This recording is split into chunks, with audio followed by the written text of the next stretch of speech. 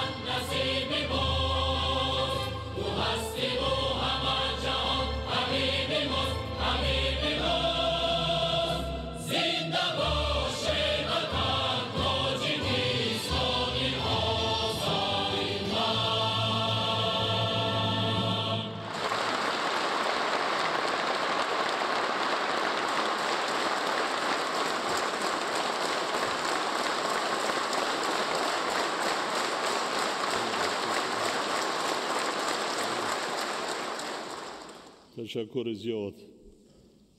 یک جهان تشکر. مرحمت شد.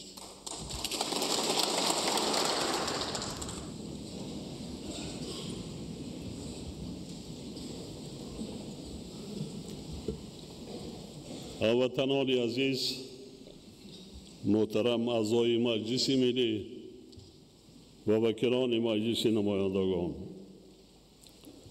سال 2025 برای مردم شریف تاجیکستان و دولت صاحب استقلال تاجیکان با دستاوردهای نظررس و رویدادهای مهم باز یک سال تاریخی گردید.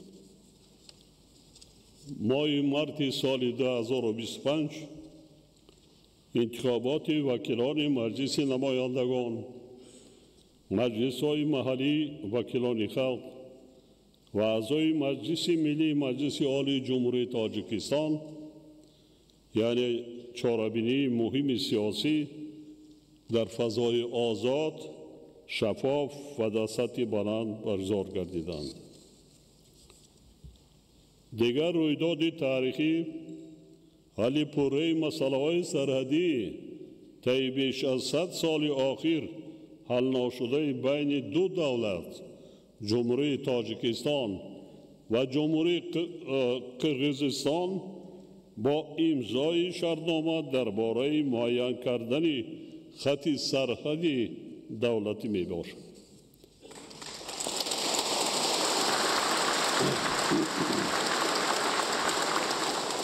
همچنین شرطنامه میان جمهوری تاجیکستان، جمهوری قرقیزستان و جمهوری ازبکستان درباره نقطه پیوستشوی سرحدی دولتی سه کشور و اعلامیه خوجند دایر به دوستی ابدی از جانب سران دولت‌ها به امضا رسید که برای رشد منطقه و ادامه همکاری‌های سودمند زمینه مستحکم حقوقی را فراهم می‌سازد. سال 2025 جمهوری تاجیکستان در دایره تشبس‌های جهانی خود جهت عملی سازی قطعنامه سازمان ملل متحد آید به سال بین المللی حفظ پیریک‌ها نخستین کنفرانس بین المللی سطح بلند آید به حفظ پیریک‌ها را میزبانی نمود.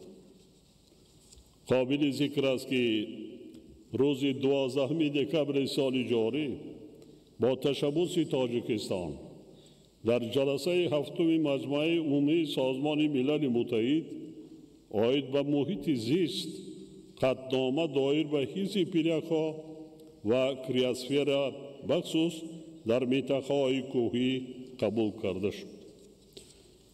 با تشبس دیگری کشور ما قطعنامه مخصوص مجمع عمومی سازمان ملل متحد زیر عنوان نقش ذهنی صنعی در فراهم آوردن امکانات نوین برای رشد استوار در آسیای مرکزی قبول گردید.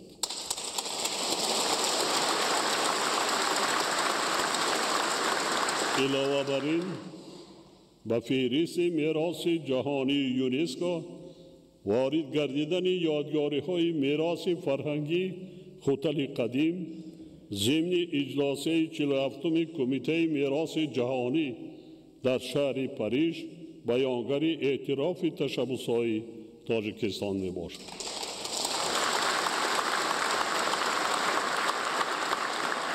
آن هم باعث افتخار است که 12 دکمبر سال جاری با اقدام تاجیکستان قطعنامه مجمع عمومی سازمان ملل متحد در خصوص اعلان کردن سال 2027 همچون سال بین المللی معرفت حقوقی قبول گردید.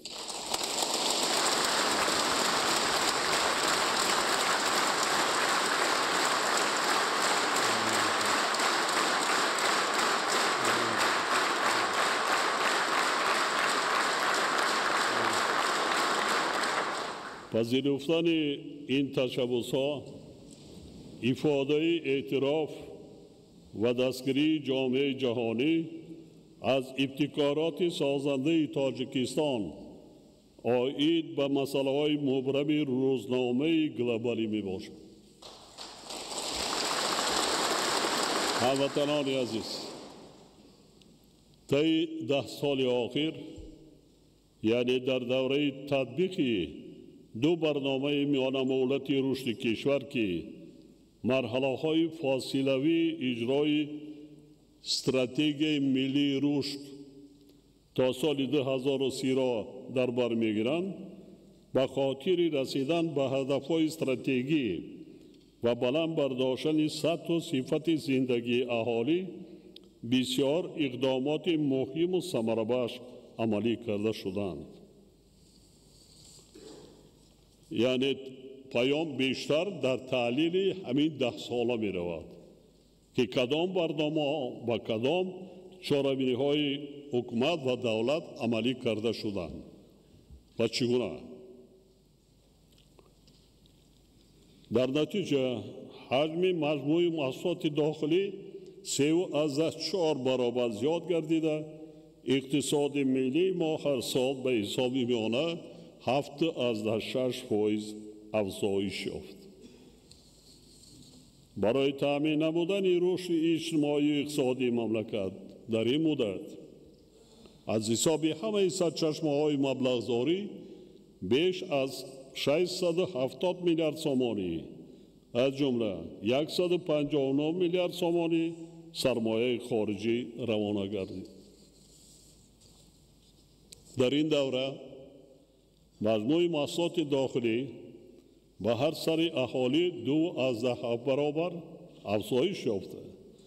از 6,000 سامانی سال 2015 به 16,400 سامانی در سال 2025 رسانیده شد. اهالی کشور از 8.5 میلیون نفر سال 2015 به 10.7 میلیون نفر در سال 2025 رسید، یعنی 26% زیاد گردیده. نشان دهنده دراز عمری اهالی از 70 به 77 سال رسید. یعنی دراز عمری در 10 سال آخر 7 سال بالا رفت. در این مدت سطح کمبیزاتی تا 19% کاهش یافت. درآمد پولی اهالی از 26 میلیارد سامانی سال 2015 تا 165 میلیارد سامانی در سال 2025، یعنی بیش از 6 برابر افزایش شد. این کم نیست. این که رقمایی که در قید هستند. سال 2025 برنامه میانه مدتی رشد کشور برای سالهای 2026-2030 همچون مرحله نهایی استراتژی ملی رشد برای دوره تا سال 2030 قبول گردید. عملی سازی سری وقتی و صفتناک آن امکان می‌دهد که در 5 سال آینده حجم مجموع محصولات داخلی 2 برابر افزایش یافته، سطح کمبیزاتی تا 10% کم و حصه طبقه میانه اهالی تا 50% زیاد گردد. در این دوره رشد اقتصادی هر سال به حساب میانه 8.7% از جمله استحصال محصولات در ساحه‌های صنعت 20%، کشاورزی 8.4% و حجم خدمت‌رسانی‌های پولکی 11.7% افزایش می‌یابد. وابسته به این به حکومت مملکت، وزارت و اداره‌ها و مقامات اجرایی محلی حاکمیت دولتی سپارش داده می شود که برای نائل گردیدن به افضلیت‌های رشد، عملی سازی سری وقتی و پروژه برنامه میانه مهلتی رشد برای سالهای 2026-2030 را تأمین نمایند. حالا در کشور در سمت جلب سرمایه وطنی و خارجی، تأسیس کارخانه‌های صنعتی، ساختمان و از نوسازی انشاءات انرژتیکی و نقلیاتی، استفاده ثمرناک زمین‌های کشاورزی، توسعه خدمت‌رسانی‌ها، گسترش همکاری‌های منطقه‌ای و بین‌المللی و تطبیق لایحه‌های مهم، تدبیرهای مشخص عملی شده ایستادند. سال 2025 مجموع محصولات داخلی کشور به 173 میلیارد سامانی رسیده، سرعت رشد واقعی آن 8.4% را تشکیل داد.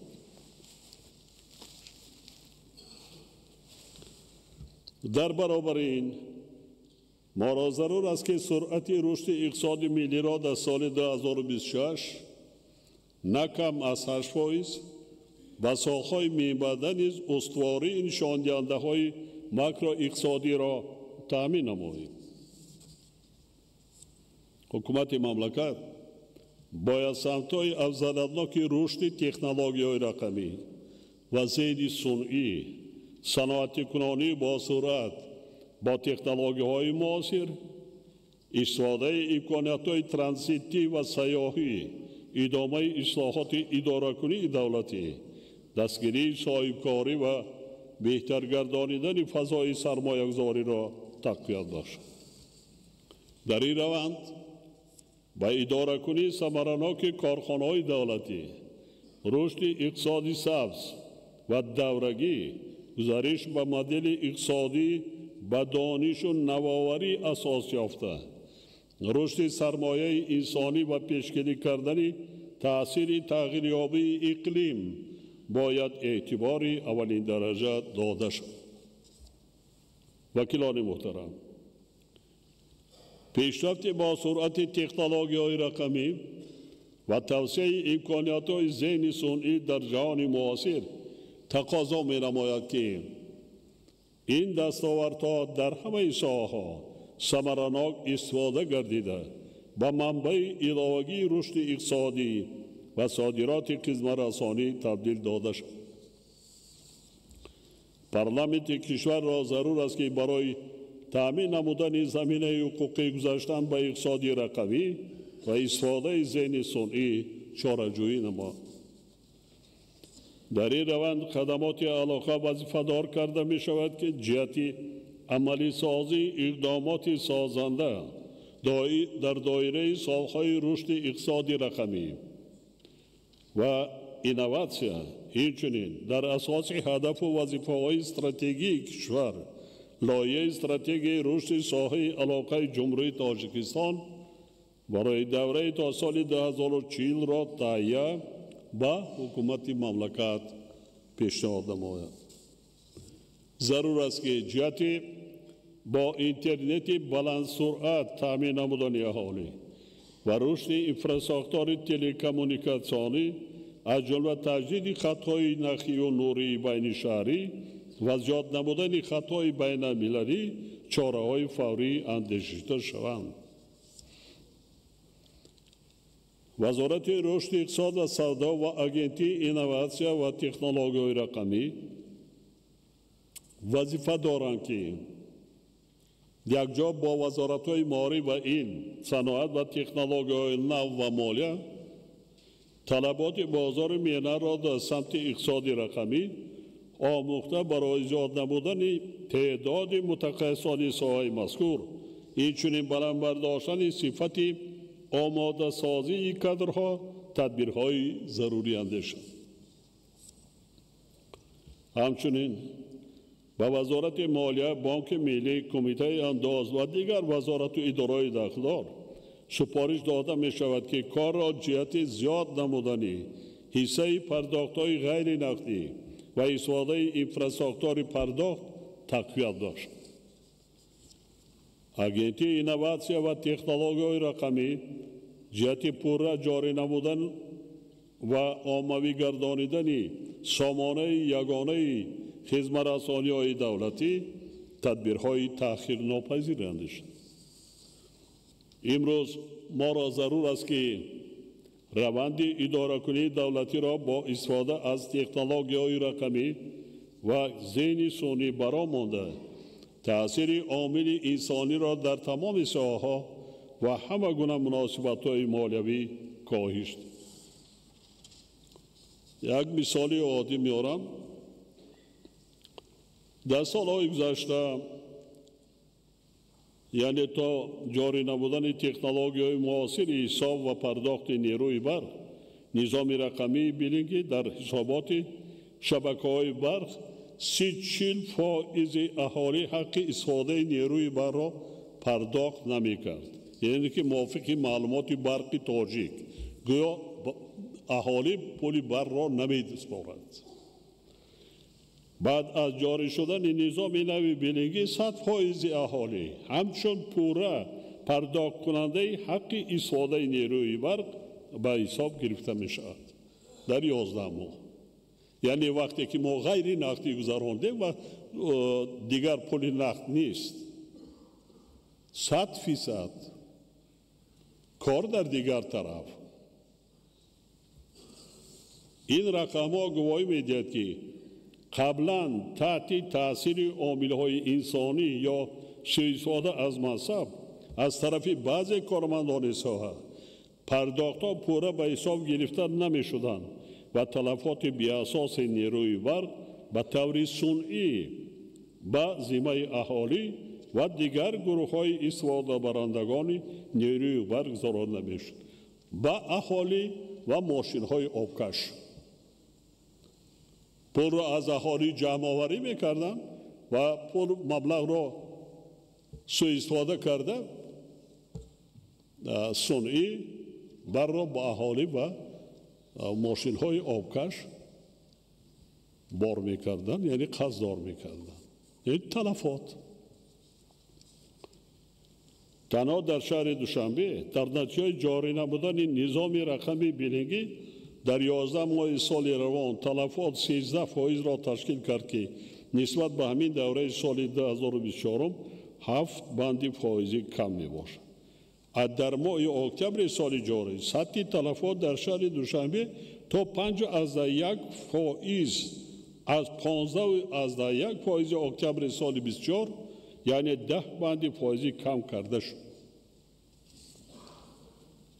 تلفات نیروی بر در کشور در 11 ماه سال جاری 3 میلیارد کیلووات ساعت را تشکیل کرده، نسبت به همین دوره سال گذشته 500 میلیون کیلووات ساعت کم شده است.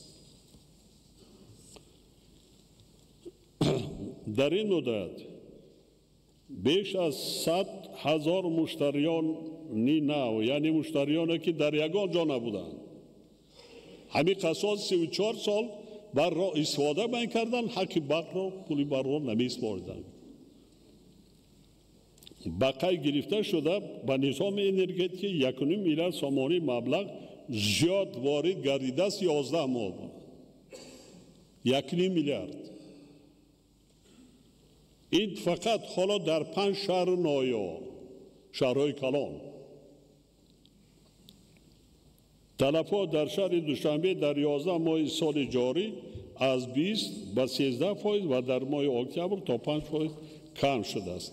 در یک شهر باختر 7,000 مشتریان استعمال کنندگان بر 34 سال توانستند وی کردند. در شهر کلاب از این زیادتر 10,000.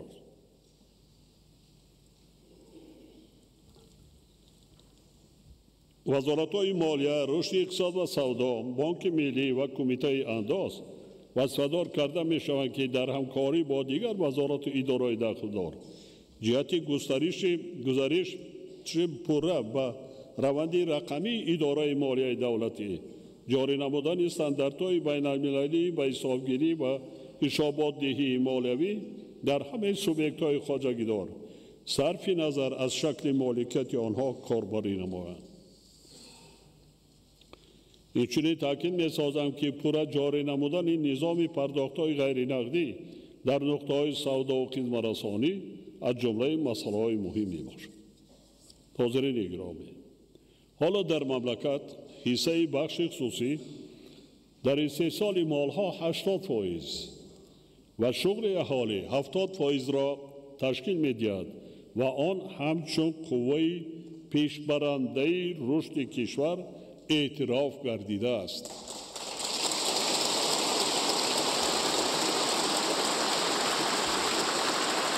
حکومت مملکت را ضرور است که جهت آسان نمودن دسترسی بخش خصوصی و ذخیره‌ها، خدمت‌رسان‌های دولتی، اطلاعات، واسطه‌های ارزان مالیوی، تکنولوژی‌ها و دانش‌ها برای بلند داشتن رقابتناکی، تهیه و تطبیق لایحه‌های سرمایه‌گذاری و تحکیم موقع در بازارهای وطنی و خارجی تدبیرهای مؤثر اندیشد. همچنین با در نظر داشت عملی سازی هدفهای استراتژیک دولت، کارها در سمت جلب سرمایه خارجی و داخلی، خصوصا سرمایه مستقیم، باید وسعت داده شد. تا امروز برای تکمیل مأموری کنانی انداز، توسعه همکاری‌های فاصله‌ای با شهروندان و اندازپارندگان و گسترش اقتصاد رقمی در دایره برنامه رشد مأموری کنانی انداز برای سالهای 2020-2025 یک قطار تدبیرهای مهم عملی کرده شده. تدبیرهای عملی گردیده بر رقمی کنانی ساحه، بلند برداشتن سطح و صفت خدمت‌رسانی الکترونی دولتی، ساده‌گردانی اجرای عهده‌داری‌های اندازی، اینچنین بر رشد فعالیت صاحبکاری و بالاروی فرهنگ اندازپاری صاحبکاران مساعدت نمودند. با در نظر داشت ادامه اصلاحات، و ضرورت تقویت دستگیری فعالیت صاحبکاری حکومت مملکت وظیفه‌دار کرده می شود که برنامه نوی رشد معمولی کنانی انداز برای سالهای 2026-2030 را در مهلت کوتاه قبول و تطبیق نماید. همزمان با این وزارت ادارات دایر به مسئله بلند برداشتن سطح معرفت مالیوی و فرهنگ اندازباری شهروندان و اندازبارندگان چاره‌های علاوه‌ای اندیشید. حاضرین محترم، در نتیجه عملی سازی تدبیرهای ضروری در سمت تامین نمودن رشد باثبات مملکت، حجم عمومی درآمد بودجه دولتی از حساب همه منبع‌های درآمد سال به سال افزایش یافته در سال 2025 به 50 میلیارد سامانی برابر گردید که نسبت به سال 2021 65% یا 20 میلیارد سامانی زیاد می باشد.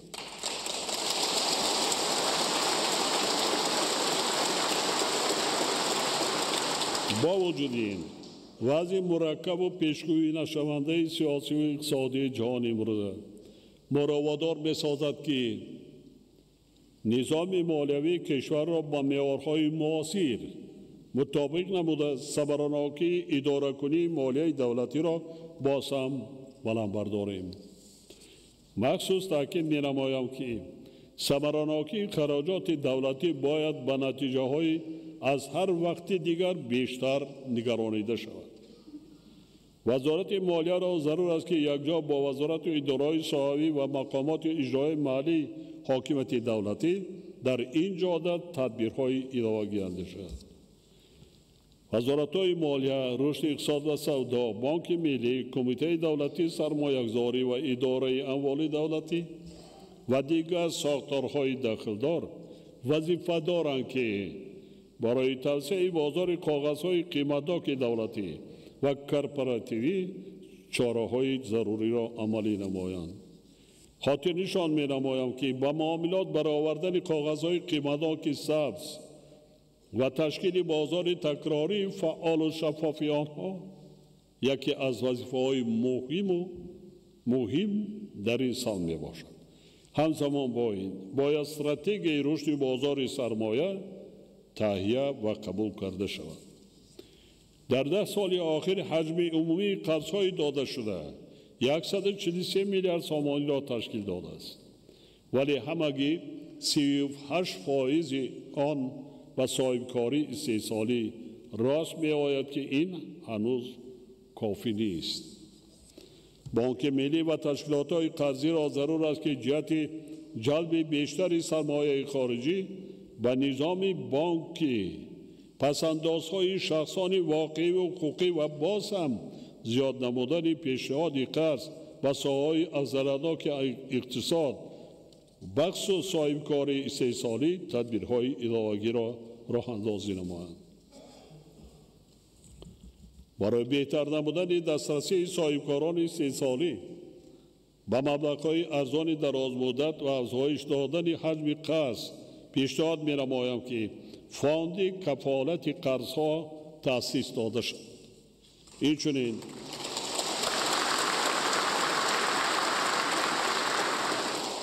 اینچنین برای بهتر نمودن شرایط اجتماعی مردم و توسعه امکانیت‌های دسترسی شهروندان به منزل اقامتی ضرور است که مکانیزم‌های رشد بازار قرض‌های هیپوتیکی را تکمیل داده جهت زیاد نمودن حجم چنین قرض‌ها به اهالی تدبیرهای داخلدار اندیشیده شد. وکیلان محترم، با مقصد نائل گردیدن به یکی از هدف‌های استراتژی ملی صنعتی کنانی با صورت کشور در دوره تطبیق آن سالهای 2019-2025 یعنی در 7 سال آخر بیش از 2600 کارخانه صنعتی با تشکیل زیاده از 87,000 جای کاری ساخته به استفاده داده شده است.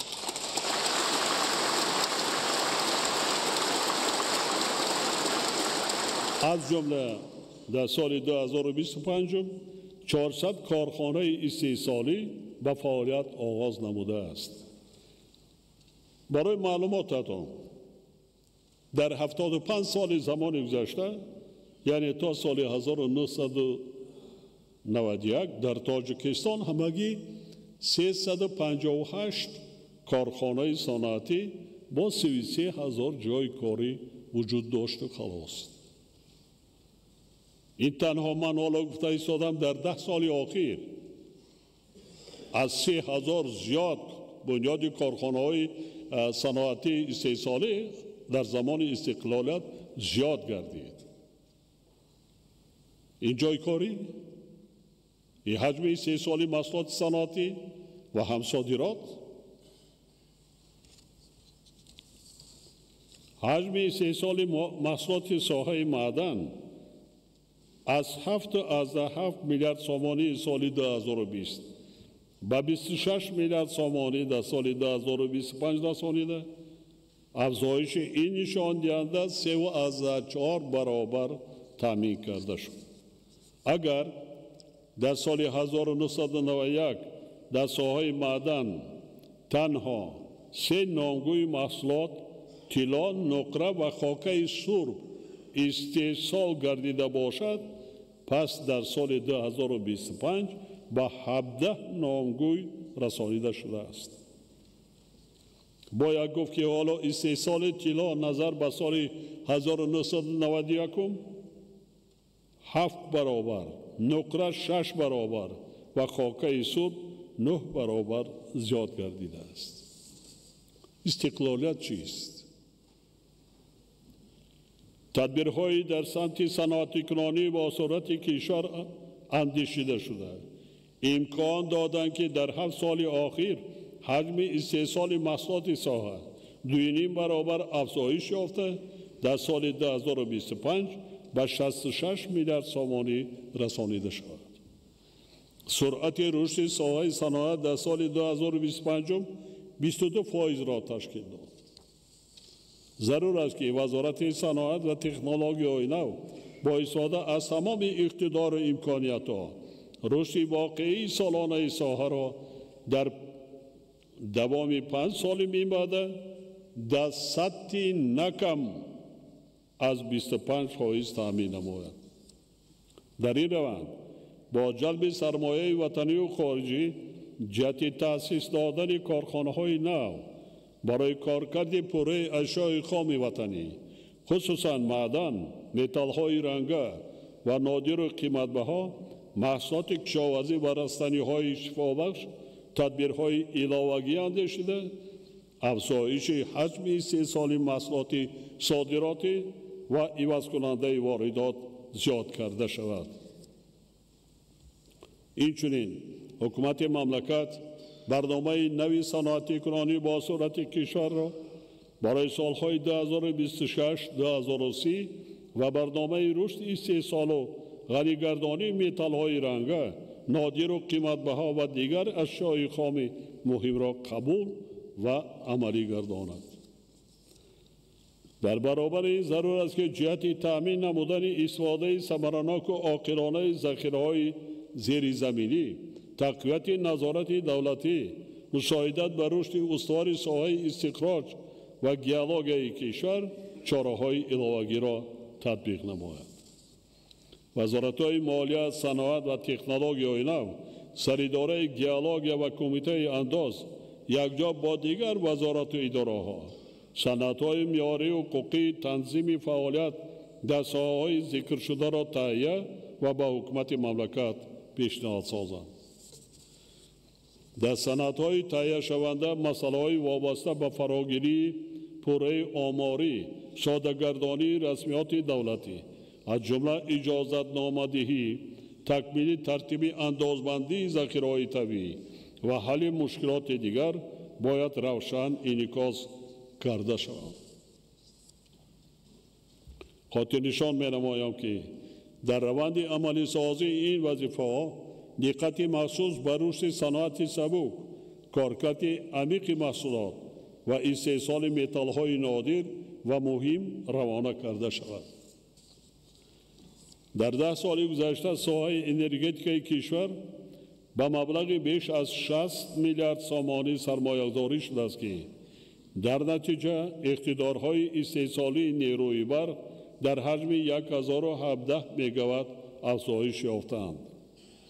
تنها از حساب تجدید و نوسازی نیروگاه‌های عمل کننده اقتدارهای استحصالی 200 مگاوات زیاد گردیدند. از جمله سال 2025 کارهای تجدید و نوسازی نیروگاه برقی آبی قیراقم با مبلغ 1.8 میلیارد سامانی پورا انجام داده شده. اقتدار استحصالی آن از 114 مگاوات به 174 مگاوات یعنی 60 مگاوات زیاد کرده شد. این نیروگاه از سال 1956-57 کار و فعالیت میکرد، فرسوده گشته بود.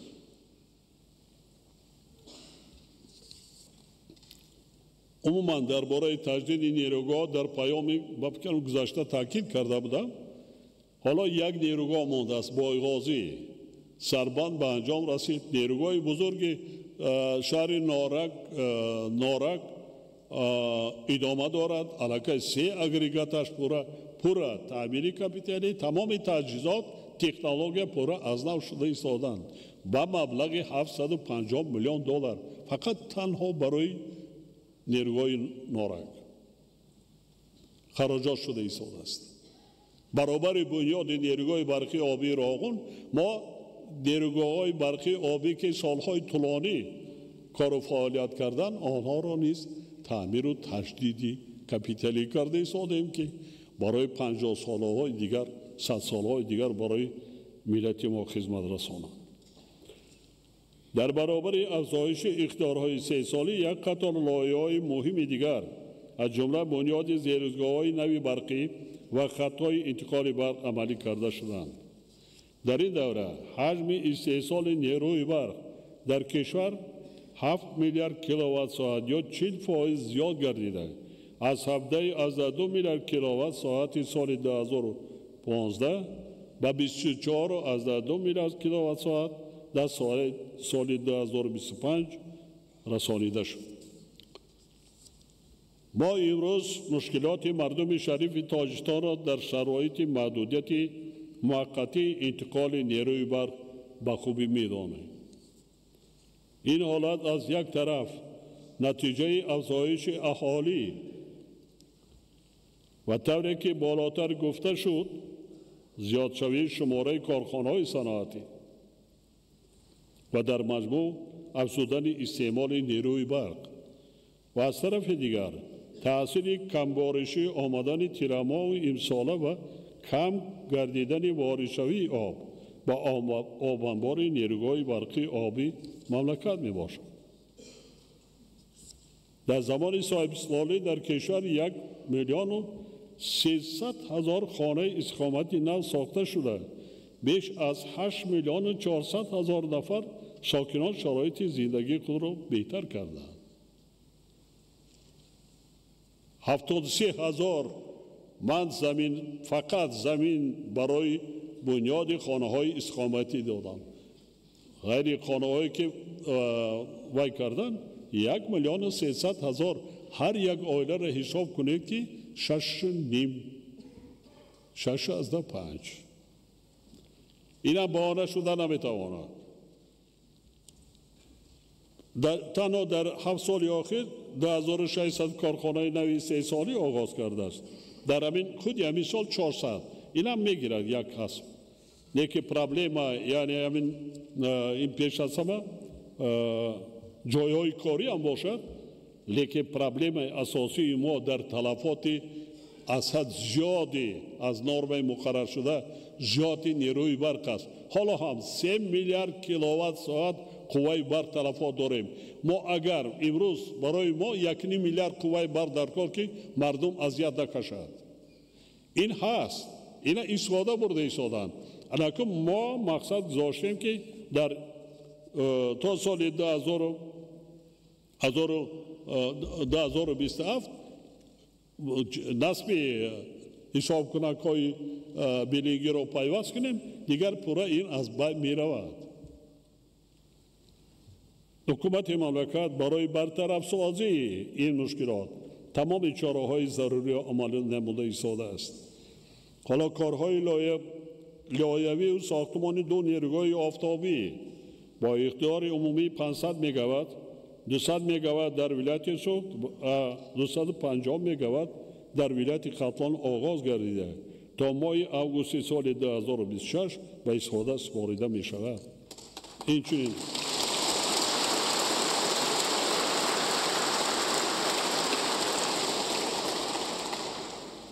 اینچنین ماه سپتامبر سال 2027 اگریگات سیوم نیروگاه برقی آبی راغون به کار درآورده می شود. استقلال انرژتیکی کشور تامین می گردد.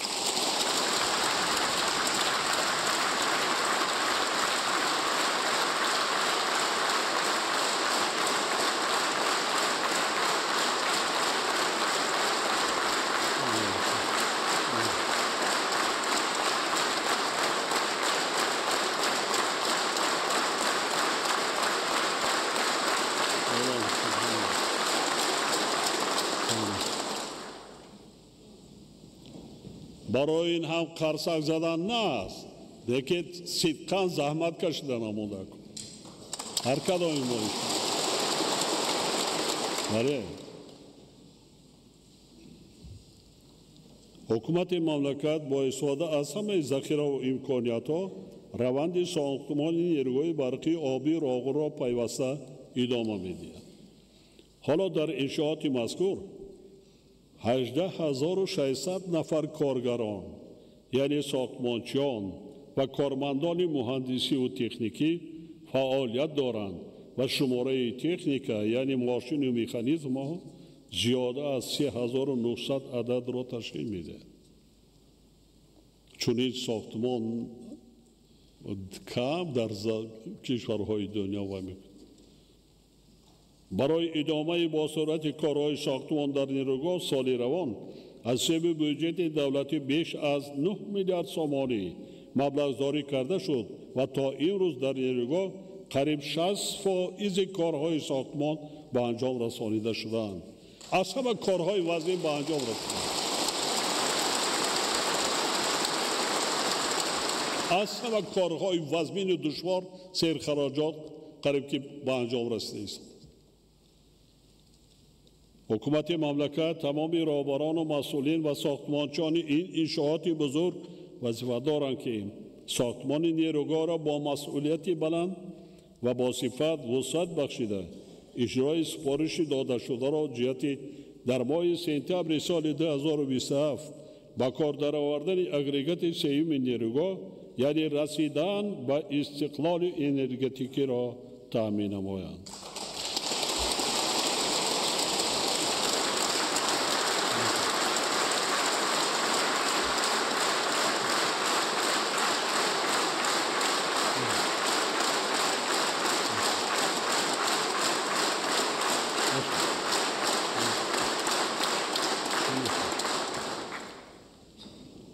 با مردم شریف تاجیکستان بار دیگر مراجعت میکنم.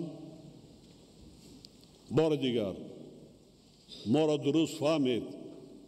ما شما از همه روزهای سخت و سنگینی بر دوش ملت آمده سالهای 90 پس سر کرده بیرون شدیم. یک زمستان دیگر در پیش است. زمستان تیرما زمستان سال 2026 از این زمستان سبکتر می‌گردد چون که ما اقتدارهای نو به استفاده می‌دیم خیلی بهتر می‌شود و ما شما تاریخاً از سال 27 فراموش می‌کنیم دیگر برق کشتن برق وی کردن.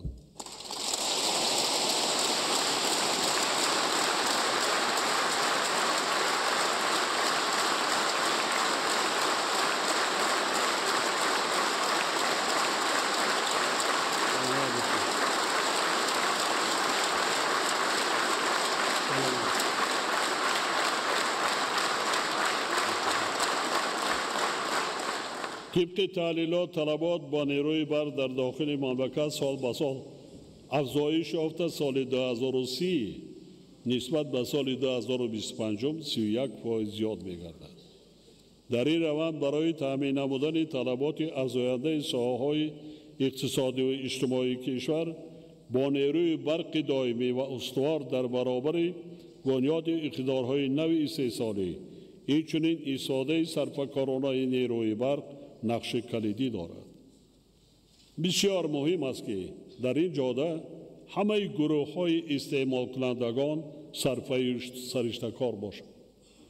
اگر ما سرفکارانه استفاده بریم، همین برق برای ما بسنده است. لیکن افسوس در جامعه هست نفرانی که بی انصاف هم میشوند.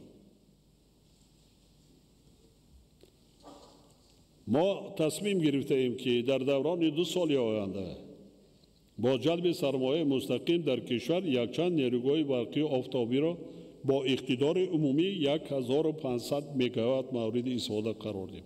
غیر آنه که ما سال آینده تا در ماه آگوست 500 مگاوات نیروگاه آفتابی به استفاده می‌دهیم. باز 1000 مگاوات دیگر در سال 2027 نیروگاه آفتابی دیگر بنیاد کرده در ولایت سوخت به استفاده می‌دهیم که مردم ما دیگر محتاج نشود به دیگران، مشکلی نداشته باشد. حکومت مملکت از جمله رهبریت وزارت انرژی و ذخیره آب وظیفه‌دار کرده می‌شوند که همکاری را با سرمایه‌گذاران وطنی و خارجی جهت بنیاد نیروگاه‌های برقی آفتابی تقویت بخشیده برای تطبیق سریع لایحه‌ها تدبیرهای فوری اندیشند. اینچنین کارها را عاید به پوره جاری نمودن نظام معاصر بیننگی با استفاده از تکنولوژی‌های رقمی در شبکه‌های برقی کشور هرچی زودتر به انجام رسانند. این کار در کشور باید تا سال 2027 پوره به انجام رسانیده شود.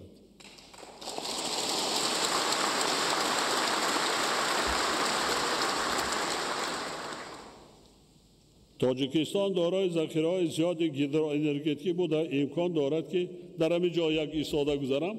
فقط در شهر دوشنبه که آنها قریب پوره با این تکنولوژی گذاشتند، در فقط همین سال پوره گذاشتند با انجام رسانیدن، در 11 ماه نسبت به سال گذشته 750 میلیون سومانی از حساب فقط مبلغ برقی که استفاده بردن زیاد درآمد وارد شده است.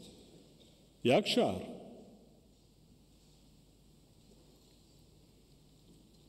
تاجیکستان دارای ذخیره‌های زیاد هیدروانرژی بوده. امکان دارد احتیاجات مرکزهای بزرگ حساببراری ذهن سونی را با نیروی برق سبز و آب خنک تامین سازد.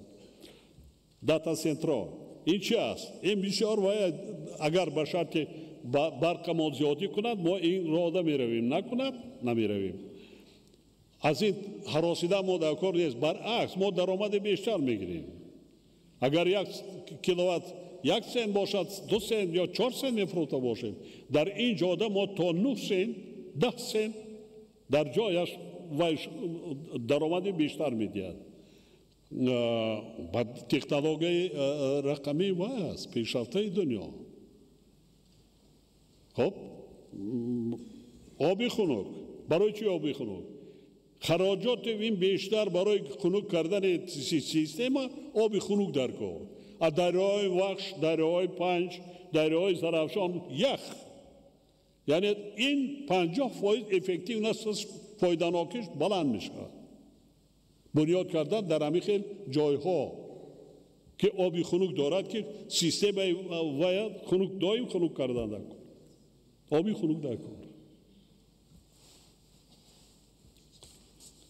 از این رو با حکومت مملکت سپارش داده می شود که با مقصد استفاده امکانیت‌های ذهن سونی در روند رشد دایر به تأسیس کارپوراسیون ملی ذهن سونی، مرکز منطقوی ذهن سونی و مجموعه مرکزهای کارکرد معلومات سبز داتا سنترها چاره‌جویی نمایند. دوستان عزیز، با وجود تغییریابی اقلیم از جمله حرارت بلند هوا سال 2025 در نتیجه زحمت صافدلانه کشاورزان مملکت سرعت رشد ساحه کشاورزی به 8.5% رسیده فراوانی بازار استعمالی تامین کرده شد. سال 2025 در تاریخ انسانیت از همه گرمترین سال به قید گرفته شده است. همچنین سطح حفظ امنیت آذخواری از 60% سال 2015 تا 85% در سال 2025 زیاد گردید. یعنی کشاورزان مملکت خصوصاً در شرایط نامساعد آب و هوای سال جاری از جمله خاکباریش‌های شدید صافدلانه زحمت کشیده بازار استعمالی را با محصولات تامین کرده ایستادند. بنابراین به همه کشاورزان، دهقانان، متخصصان ساحه و اهالی که با زحمت صادقانه و وطندوستانه و استفاده عاقلانه آب و زمین محصولات غذایی استحصال میکنند سپاس و منتداری بیان مینمایم.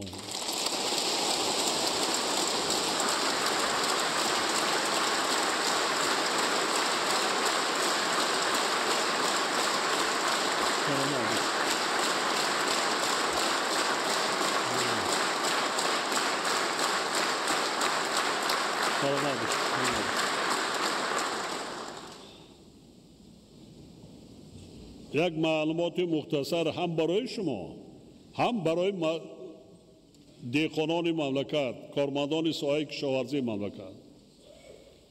طبق معلومات سازمان آذوقه و کشاورزی سازمان ملل متحد تا سال 2030 زیاده از 500 میلیون نفر در سراسر جهان از گرسنگی اذیت خواهند کرد. در سال 2024 شماره آدمان در سطح گرسنگی دائمی قرار داشته تا 670 میلیون نفر افزایش. علامات تاکیدهای من که مردم ذخیره 2 ساله داشته باشی، ذخیره 2 ساله مواد غذایی داشته باشی، خدا نکند به یک روزی سختی که محتاج به دیگران نشد. خشکسالی های پایه ها مبینین، کمباریشی را بینین. در خود تاجیکستان نو باران یکم دیدیم، حالا در زمین های للمی یک تا زمینی کشت هم نشده است نسبت به سال گذشته.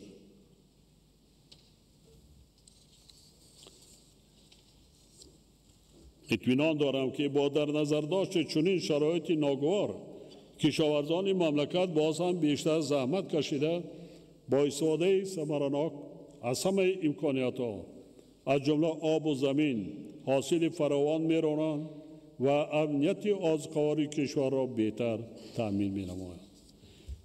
در رابطه با این با حکومت مملکت سفارش داده می‌شود که لایحه قانون درباره سیاست اگراری را تهیه و پیشنهاد نماید. حکومت مملکت همچنین وظیفه‌دار کرده می‌شود که با در نظر داشت نقش ساحه پختکاری در تأمین اهالی با جای کاری، استحصال اشیاء خام برای رشد صنعت سبک و خوراکواری و افزایش حجم صادرات محصولات، مکانیزم تأمین نمودن رشد استوار ساحه پختکاری را جاری نماید. همچنین برنامه دولتی رشد اینواتسیونی ساحه پختکاری برای سالهای 2026-2030 را تهیه و عملی سازد. ساحه کشاورزی در تمام دنیا، حتی کشورهای متمدن، کشورهای از لحاظ تکنولوژی پیشرفتگی، اکثریت کل مردمشان در ساحه اگراری با جای کار تامین میشه.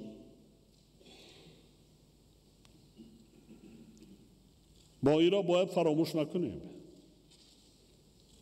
وزارت‌های عدلیه، کشاورزی، مالیه، رشد اقتصاد و سودا، کمیته انداز و خدمات گمرک جهت دستگیری ساحه پختکاری تا به اعتدال آمدن وضع ساحه پیشنهادهای ضروری را دارای به وارد نمودن تغییرات داخلدار و سندهای معیاری حقوقی در مهلت 2 ماه با حکومت مملکت منظور نمایند. تأکید می‌نمایم که هوسمندگردانی فعالیت ثمرناک خواجگی‌های پختکار مسئله مهم در این سهم میباشد. وکیلان محترم، برای بهتر نمودن وضع راه و شاهراهای ماشینگرد و به کشور ترانزیتی تبدیل دادن تاجیکستان، حالا تطبیق 16 لایحه سرمایه‌گذاری دولتی به مبلغ عمومی 11.3 میلیارد سومانی ادامه دارد. سال 2025 در دایره لایحه‌های ذکر شده به مبلغ عمومی زیاده از 5.4 میلیارد سومانی 236 کیلومتر راه‌های ماشینگرد و دیگر انشاءات راه و نقلیات مطابق به طلبات بین المللی به استفاده داده شدند. راه‌های آب گرم نورآباد براغون به درازی عمومی 87 کیلومتر، 109 کیلومتر راه قلعه خم ونج، 40 کیلومتر راه‌های بین المللی در ولایت سود، 30 پل خرد و بزرگ، 5 نقب و 6 دالان ضد ترمه و درازی 13 کیلومتر از جمله انشاءات ذکر شده می باشد. حالا بنیاد 50 کیلومتر راه دنگره گلستان، 33 کیلومتر راه گلستان فرخار و باز 12 کیلومتر راه‌های بین المللی در ولایت سوخت با مبلغ عمومی 2 میلیارد سومانی ادامه دارد. سال 2025 ساختمان پل کلانترین در کشور از بالای آبانبار نیروگاه برقی آبی راغون به درازی 920 متر و 3 پل ماشینگذار به درازی 368 متر آغاز گردید که مبلغ عمومی آنها 900 میلیون سومانی را تشکیل می‌دهد. سال 2026 ساختمان از نوسازی 300 کیلومتر راه‌های ماشینگردی بین المللی و جمهوری با مبلغ عمومی 3 میلیارد سومانی آغاز می‌گردد. راه‌های وحدت آبی گرم 70 کیلومتر، یعنی از وحدت تا راغون، گلستان کلاب 33 کیلومتر، خاروق راشقاله 39 کیلومتر، مرغاب کلمه 67 کیلومتر، بلجوان سری قاصار 55 کیلومتر، خیستیورز کانی بادام 10 کیلومتر، 11 کیلومتر راه تواروی شهر کلاب و 5 پل ماشینگرد در راه لبیجر سنگوار از جمله آنها می باشد. وزارت نقلیات را ضرور است که فعالیت خود را در همکاری با شریکان رشد جهت ادامه بنیاد و تجدید راه‌های دارای اهمیت بین المللی و نظارت صفت اجرای کارهای لایحه‌ای وسعت بخشد. همزمان با این جهت تشکیل مرکزهای نقلیاتی و لوجستیکی از نوسازی پارک نقلیاتی راه آهن و انفراستراکچور آن چاره‌جویی نمایند. همچنین حکومت مملکت وظیفه‌دار کرده می شود که جهت از نوسازی و به شرایط معاصر خدمت‌رسانی مطابق گردانیدن فرودگاه‌های بین المللی دوشنبه، باختر و کلاب تدبیرهای ضروری اندیشد.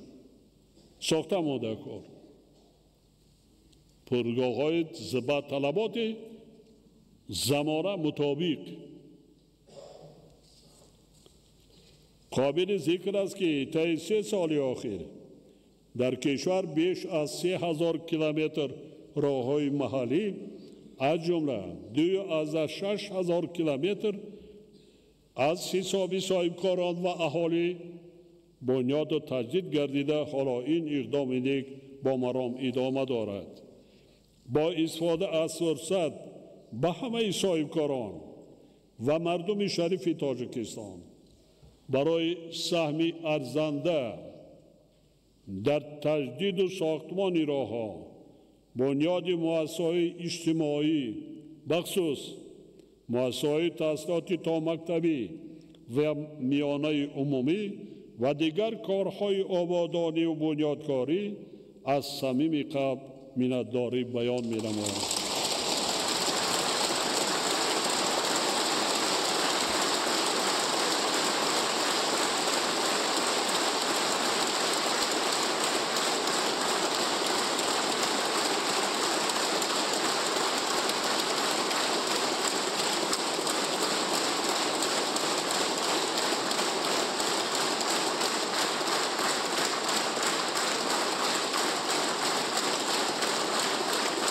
سلامت باشید. صاحبکاران و مردم تاجیکستان بسیار باننگ و ناموس هستند. وقتی من به دههای دوردست میروم و میبینم چگونه مردم وطن عزیز خود را دوست می‌دارد، چگونه مردم با یک ذوق بی‌نهایت حتی بسیاریش خانه‌های استقامتی خود را تعمیر نکرده، کوچه و رسته‌ها، خیابان‌های خود را و در بنیاد مؤسسه‌های تا مکتبی، مؤسسه‌های تعلیمی حصه‌گذاری کرده ایستادند.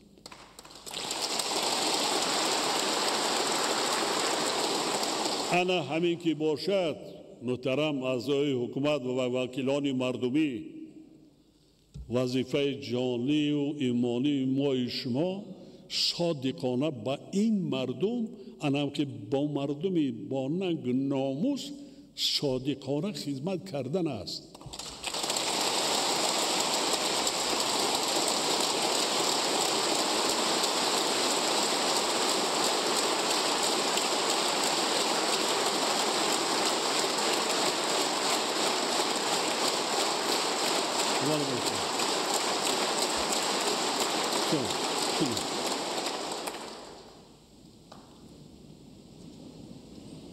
در یکی از سفرها در یک دهه دوردست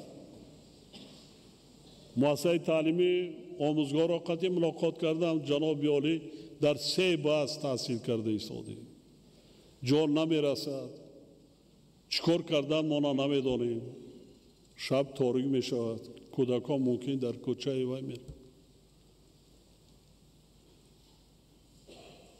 یکی از راهبر ساختار دولتی را سفارش دادم که لایحه کن، پیشنهاد کن، با نقشه گیریم، مکتب سازیم، جاش انتخاب کنیم، با مردم مصلحت کنیم که در کجا. حساب کرده آوردن تن جناب عالی راهش دور است، خیش کشاندن مشکل، سنگ کشاندن از اون مشکل، متل و ارماتورای بسیار می رود، نرخش 80 میلیون سومانی. مردم گفتن رحمت کلان جناب عالی هیچی نکنیم، ما خودمان میسازیم. شما یک درخواست داریم که شما آمده خودتان همین مکتب را با ما افتتاح کنید. کردن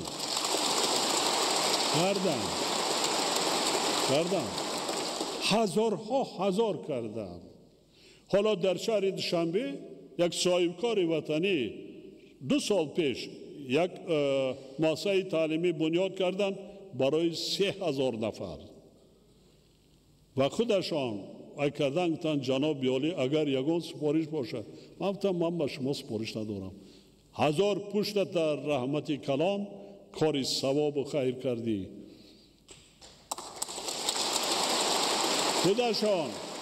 خودشان دن جناب عالی یک گوشه شهر نشان دهید که مشکلاتی جای نشست داره برای بچه ها.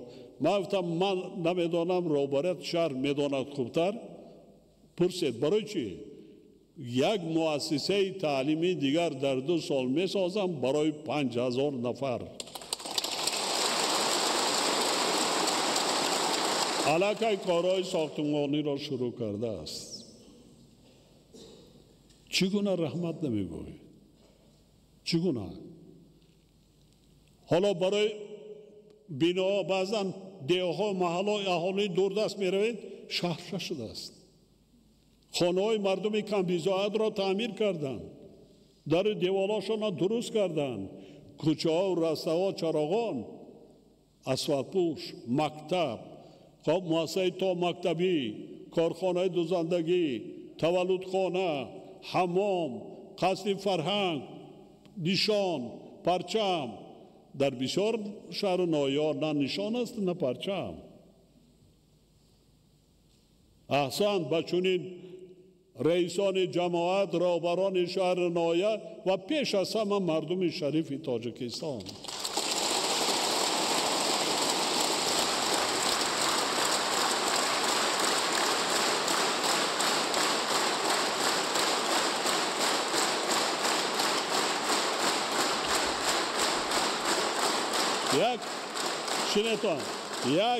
یک چیز از مسلمات شنید، همین قدر مبلغ‌های کلان صرف میکنند دیگر میکنند، یگان جدا خودشان را رکلام نمیکنند، مثل بعضا سازمان‌های خیریه‌ای که یک قبچه آرد تمام دنیا را پهن میکنند.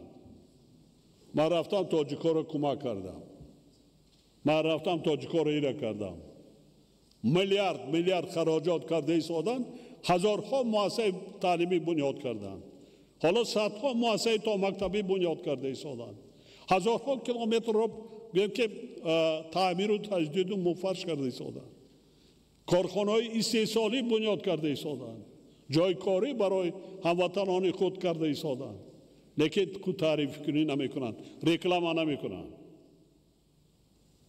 وزیرای محترم ما کجایی که پرزیدنت برود عقب کامera دا توغرو میشوند برای پرزیدنت. اینا محاسبه ببینید نمیکنند. دیدید یگان جدا یگان کس وای کرد انا میرم ما کردم، انا میرم وای کردم کرده است. نه دیدید نانگو نامساخه، دیدید هیچی ملی را خودشناسی ملی، وطن دوستی و وطن پرستی انا امیر است.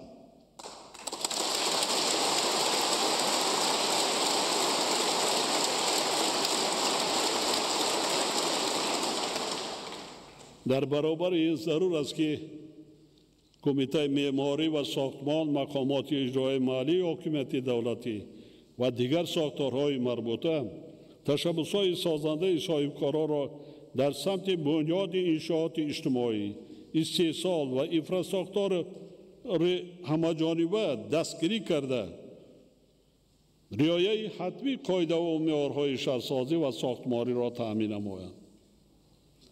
و زمین استفاده صنعت بلند معماری، عنصرهای ملی و زمانوی، تکنولوژی‌های معاصر و مسائل با صفت ساختمانی راه اندازی کرده شد. هر یک انشاءات و بنایی که ما بنیاد میکنیم برای یک روز دو روز نیست. طرز بنیاد کنیم که 100 ساله ها با این ملت و با این مردم خدمت رساند. هم سیمای دهات و شهر و نایه ما را زیبا گرداند. قدیما مردم آریایی تبار ما تاجیکان شهرساز و شهردار بودیم، معمار بودیم.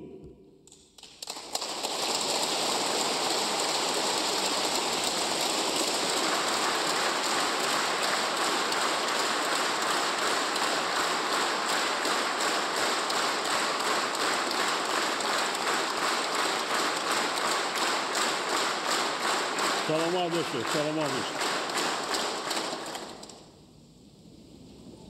حل مسائل اجتماعی سمت مهم فعالیت حکومت مملکت به حساب می رود و تدبیرهای سالهای آخر عملی گردیده بر رشد این ساحات تکانی جدی بخشید. مثلا اگر حصه جداکنی مالیوی برای ساحهای اجتماعی در سال 2024 و مبلغ 20.9 میلیارد تومان تامین گردیده باشد، پس این نشان دهنده در سال 2026 در حجم 29.5 میلیارد تومان به نقشه گرفته شده است که نسبت به سال 2024 8.7 میلیارد سومانی یا 41.8% زیاد می باشد. من از روزهای اولی فعالیت خود اگر به یاد داشته باشین کدامتان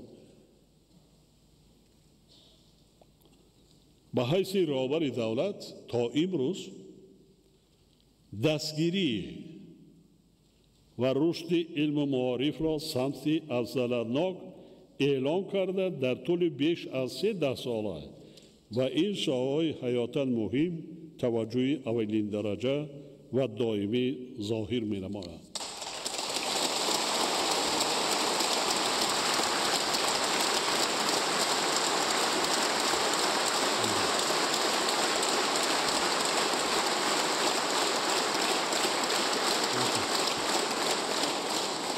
زیرا خوب می دانم که رشد همه شاههای حیات جامعه و دولت آینده با سعادت دولت و ملت از علم و معارف پیشرفته وابسته است که زمینه مستحکم آنها امروز گذاشته می شود.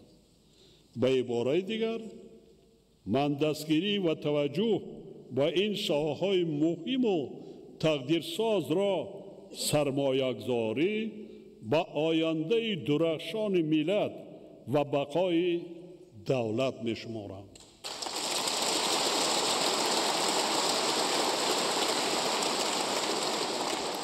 من هیچگاه فراموش نمی کنم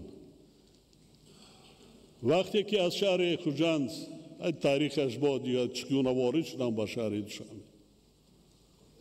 چون که شهر دوشنبه در بی‌ساحل مانده بود، دیگرها وای میکردن. یکم کاری که من کردم یک نفر نماینده عالما قبول پرسیدن، قبول کردن.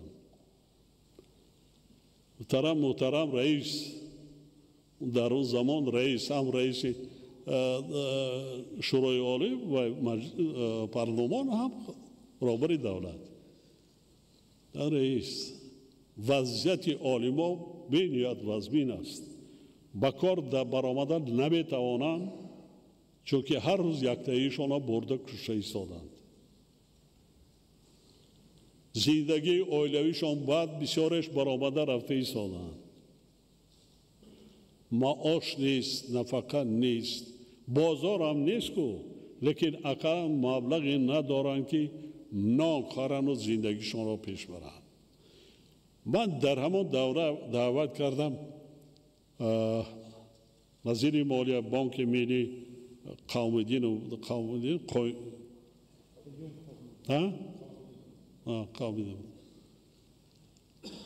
گفتم چی داریم؟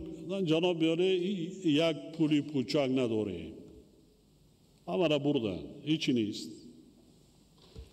من با اکادمیکا و عالمان $100 استیپندیا معین کردم، فرمان خودم قطعی که آنها گیرن و اقلا برای نانشان روزگذرانی کنن و دور نروند، از تاجیکستان برآمده نروند.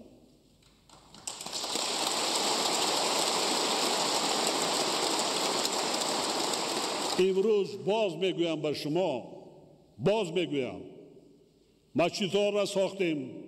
مسجدها امروز اگر جمع کنیم از همه آسیای مرکزی در مجموع تاجیکستان 2 برابر زیاد است. بس مسلمانی ما را هیچ کس نمیگیرد. مسلمانی ما از خودمان. انک وقتی علم آموختن، کسب آموختن، خواب هنر آموختن، بلند برداشتن این سطح معرفتی ملت تاجیک آمده است.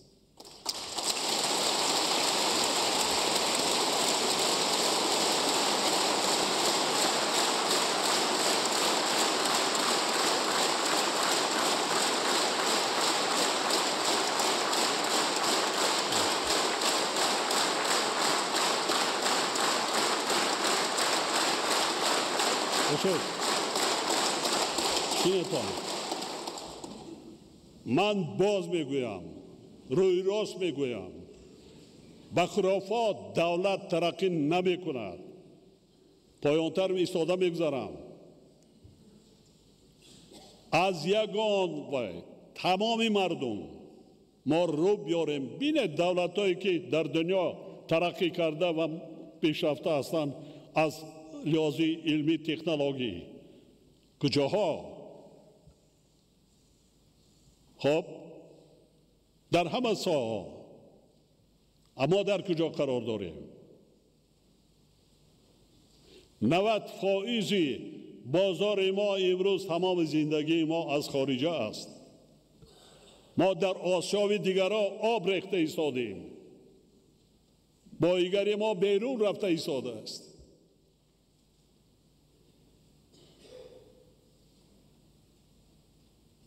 ابونه من تحلیلات دارم، دولتایی که بعضا سبزوات ندارن، حتی آبی آشامیدنی ندارن، عقل پیشرفته، سواد، خب تکنولوژی اختراع کرده، بزرگترین دولت‌های دنیا از لحاظ اقتصادی، از لحاظ تکنولوژی محتاج به کسی نیست.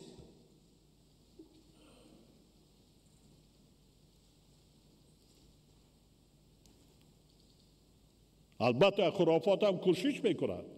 امروز به سر ما 4 بار نکرده ایستادند. کوشش میکنند که ایدئولوژی غرضناک خودشان را بار کنند. کجا میره به ایدئولوژی؟ کجا؟ کی رفته است؟ نشان تکنی؟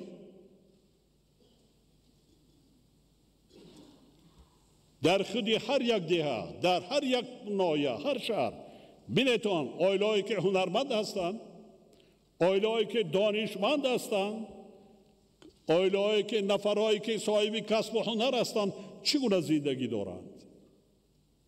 چگونه زندگی دارند؟ و آیلایی که بی سواد است، آیلایی که نفری که کسب و هنر ندارد، چی زندگی دارد؟ در کجا میگردد؟ کدامش خوب است؟ خدای تعالی هم گفته است، فرموده است که بنده را حذف کردم نه بر روز سختی. عقل داده است، دست داده است، پای داده است، چشم داده است. کار فرما، زندگی تا پیش بر، از این دنیا یک بهره بر. ما امروز به جشن 35 سالگی مراجعت کرده ایستادیم مردم ده. اگر هیچ قوتت نرسد، خانه و در خودت تازه و آزاده کن، ساز خانه و درت درست کن برای خودت فرزندات، جانت کمی راحت کند، بهره بر از این دنیا، از این زندگی. خدای تعالی هست نکرده است برای مردن، برای زیستن.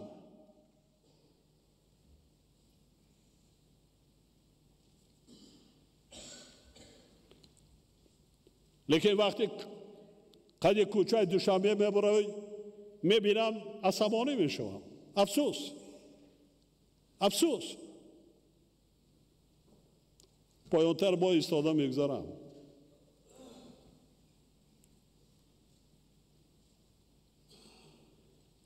برق نداره میگیم. برق کی میکند؟ کی تولید میکند؟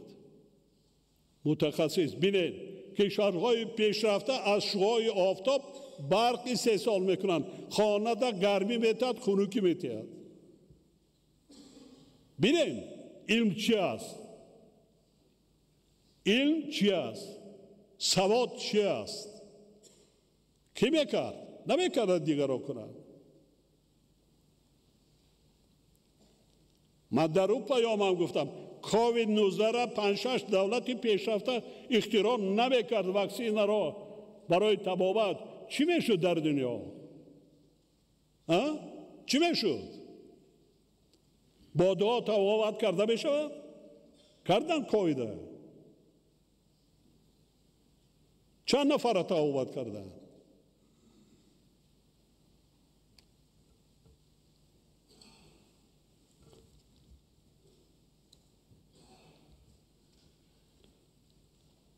از این لحاظ حکومت مملکت مبلغ‌زاری این ساحه‌های کلیدی را منتظم زیاد می‌نماید و هر سال حجم عمومی آن بیش از 21% خراجات بودجه دولتی را تشکیل می‌دهد.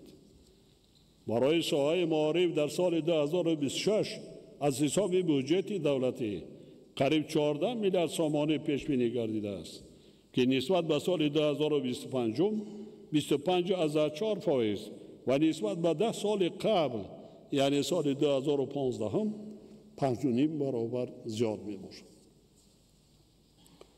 با مقصد تأمین نمودن ثمراناکی استفاده مبلغ‌های دولتی اینچنین مطابق سازی آن با استانداردهای بین المللی بازبینی نظام مبلغ‌زاری مؤسسه‌های تحصیلات عالی و میانه کسبی یعنی گزارش به نظام سرکسی یا فرمایش دولتی تقاضای زمان می باشد. بنابراین با وزارت‌های معارف و علم، مالیه، کمیته عاید به تحصیلات ابتدایی و میانه کسبی سپارش داده می شود که دایر به این مسئله به حکومت مملکت پیشنهادهای مشخص منظور نماید. طبق تحلیلات 25 سال آینده شماره خوانندگان در تاجیکستان به 4 میلیون نفر می رسد. بنابراین ما را ضرور است که برای هرچی بیشتر آماده نمودن کادرهای آموزگاری، بنیاد مؤسسه‌های تعلیمی و با استانداردهای جهانی مطابق گردانیدن نظام تحصیلات یعنی آمادگی به گزارش به نظام 12 ساله تعلیم از حالا چاره‌جویی نماید. با این مقصد حکومت مملکت وظیفه‌دار کرده می شود که وضع عملی شوی استراتژی ملی رشد معارف برای دوره تا سال 2030 را همه جانبه تحلیل و بررسی نموده آن را طبق هدف‌های نوی در این سمت گذاشته شده تکمیل دهد. سال 2019 در پیام رهبر دولت سالهای 2020-2040 20 ساله آموزش و رشد فنهای طبیعت شناسی دقیق و ریاضی در ساحه علم و معارف اعلان شده بود که از آن زمان 6 سال سپری گردید. با اگنتی نظارت در ساحه معارف و علم وزارت‌های معارف و علم، رشد اقتصاد و سودا، صنعت و تکنولوژی‌های نو، اکادمی ملی علم‌ها و پالاتای حساب سپارش داده می شود که نتیجه های 6 ساله تطبیق چاره‌بینی‌های تصدیق گردیده را همه جانبه تحلیل کرده جهت برطرف نمودن کمبودی و مانع‌های جای داشته تدبیرهای علاوه‌ای اندیشید. به خاطر هرچه زودتر به فضای یگانه تحصیلات بین المللی وارد گردیدن معارف تاجیکستان سال 2004 به نظام کردیتی تحصیلات گذرانیدن مؤسسه‌های تحصیلات عالی مملکت آغاز گردید و سال 2014 همه مؤسسه‌های ذکر شده به این نظام گذرانیده شدند. وقتی آن رسیده است که برد و باخت نظام ذکر شده از جانب گروه کارشناسان تحلیل و بررسی گردیده ضمن سپاریدن امتحان‌های جاری و ختم عامل‌های انسانی پرره از بین برده شد. ساختار و مقامات ذکر گردیده از جمله مرکز ملی تستی در مدت 2 ماه به دستگاه اجرایی پرزیدنت داعی به این مسئله معلومات مفصل پیشنهاد نمود.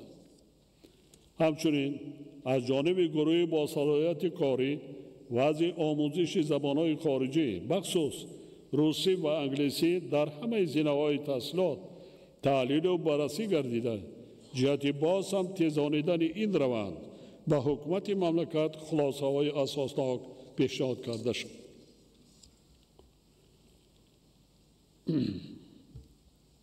با استفاده از فرصت می‌خواهم به پدر و مادران، آموزگاران و اهل جامعه مراجعت کرده بار دیگر تأکید نمایم که با مسئله نگاه‌آوری و تعلیم و تربیت درست فرزندان با کمال مسئولیت مناسبت نمایند. ما باید در خاطر داشته باشیم که آینده دولت و ملت از نسل باسواد و دانشمند، صاحب کسب و صاحب هنر، صاحب معرفت و صاحب فرهنگ، دور از تعصب و خرافات، وطن دوست و وطن پرست و دارای حس بلند خودشناسی ملی وابستگی عمیق دارد. عصر 21 عصر پیشرفت علم و تکنیک و تکنولوژی ها می باشد. ما دیده ایستادیم که دولت‌های متمدن و ترقی کرده دنیا با چه دستاوردان نائل شده ایستادند. ذهنی سونی را ببین.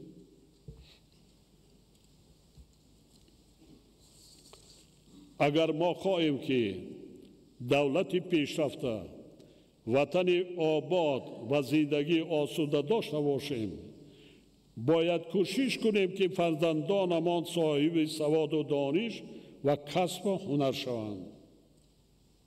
ما باید تلاش نماییم که آنها در زندگی آینده خود، یعنی حیات مستقلانه اشان، اذیت نکشند. فراموش نباید کرد که وقتی نورسان و جوانان بی سواد میمانند، جامعه به تعصب و خرافات و جهالت گرفتار می شود که چنین حالت عاقبت‌های دهشتبار دارد. هموطنان عزیز ما خوب می‌دانند که جنگ تحمیلی شهروندی سال 92 عصر گذشته تمام ساحه‌ها خصوصاً علم و معارف را 10 سال به عقب پرتافت. بهترین عالمان و دانشمندان و متخصصان و آموزگاران از جمهوری تاجیکستان برآمده رفتند. بهترین ها.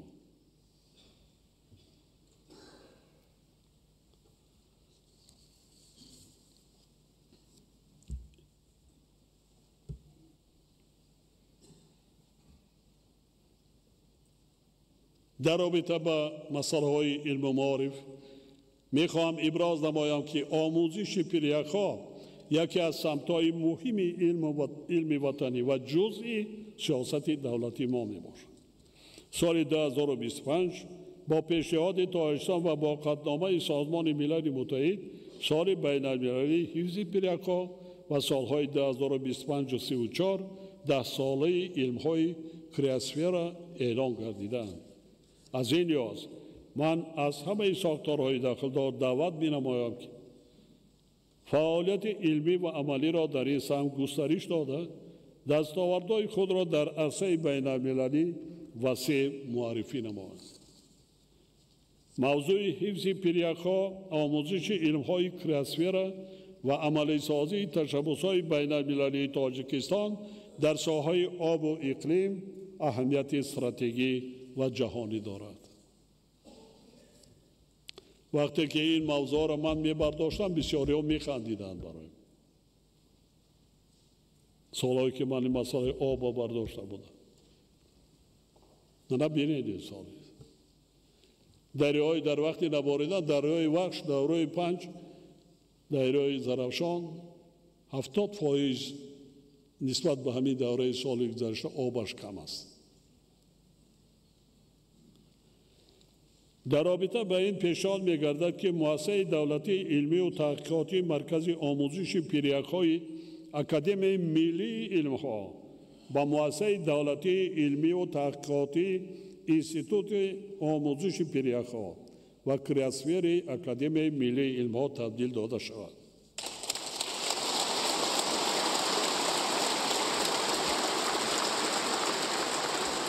حاضرین ارجمند، بیدار نمودن خاطره تاریخی در تحکیم حس ملی شهروندان، مخصوصاً جوانان که آینده ملت و دولت می باشند، نقش بسیار مهم دارد. ما به این مسئله مهم همیشه توجه ظاهر نموده در 10 سال اخیر 150 انشاءات ساحه فرهنگ را ساخته به استفاده دادیم و 350 انشاءات دیگری ساحه را تعمیر و از نو سازی کردیم. همچنین در پایتخت کشور شهر دوشنبه بزرگترین انشاءات ساحه تئاتر ملی را با شرایط امکانیت‌های معاصر بنیاد کرده ایستادیم که تحفه حکومت مملکت به مردم کشور و اهل فرهنگ و هنر به افتخار جشن 35 سالگی استقلال دولتی می باشد.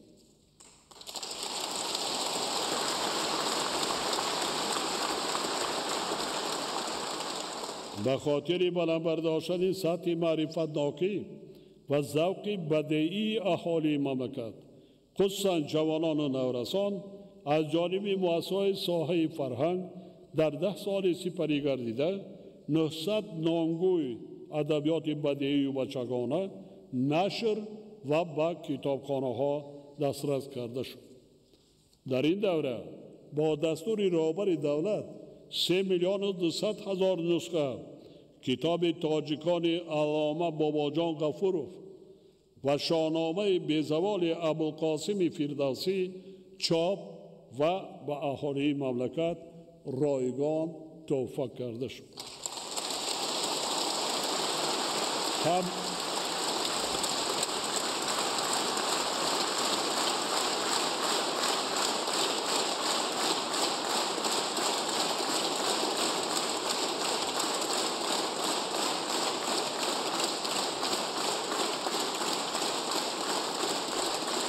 سلامت باشید. سلامت.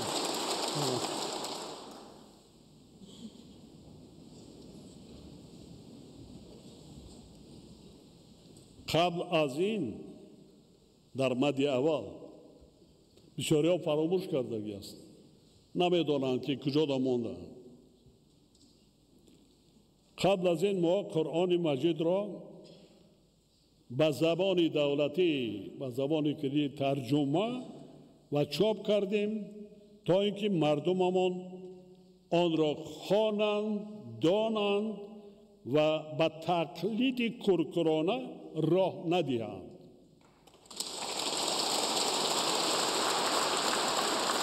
من این کار کردم، تقسیم کردم، بال ادامه دارد. گیرند خوانند، لکسه بیگانگان را کم گوش کنید. گیرین به زبان تاجیکی فهما هر یک آیت کلام ربانی معنیش چیست خوانید. خودتان را بیهوده نکشید. خوانید، پند است، حکمت است.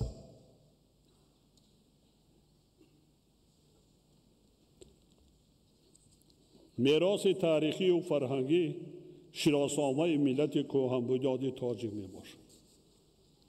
ولی با وجود آنکه یادگاری‌های باستانی زیاده از 70% این میراث را تشکیل می‌دهند، در کشور قانون ساحه باستانشناسی موجود نیست. وابسته به این مسئولین ساحه را ضرور است که لایحه قانون مذکور را در مهلت کوتاه‌ترین تهیه و به حکومت مملکت پیشنهاد نمایند. سال روان با سعی و تلاش‌های کشور ما 11 یادگاری میراث فرهنگی خوتل قدیم در نایه‌های جلال الدین بلخی، دنغره، واسه، فرخار و خاولینگ ولایت قتلان به فهرست میراث جهانی یونسکو وارد کرده شد.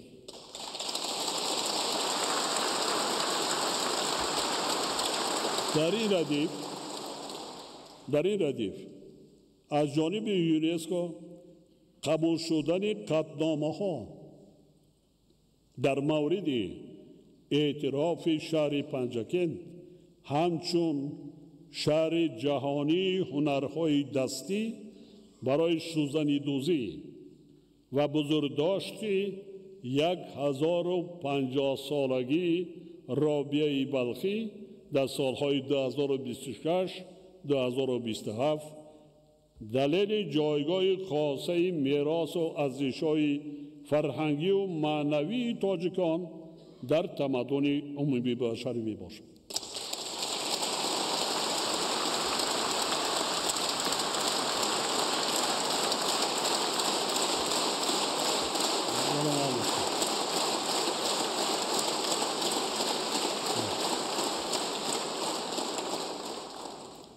همچنین تنظیم همایش‌ها زیر عنوان استوانه کوروش اعلامیه ابتدایی حقوق گوناگون رنگی فرهنگی، اولین اعلامیه حقوق بشر در تاریخ انسانیت، باعث افتخار و سربلندی ملت آریایی ما می باشد.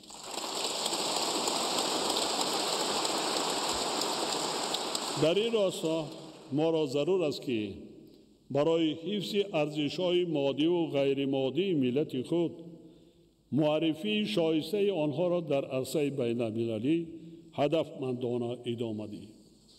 از جمله با در نظر داشته سهم تاریخی باربد مروزی در رشد فرهنگ جهانی، وزارت‌های کارهای خارجی و فرهنگ جهت به فهرست شخصیت‌های برجسته فرهنگی یونسکو وارد نمودن نام او تدبیرهای ضروری اندیشید.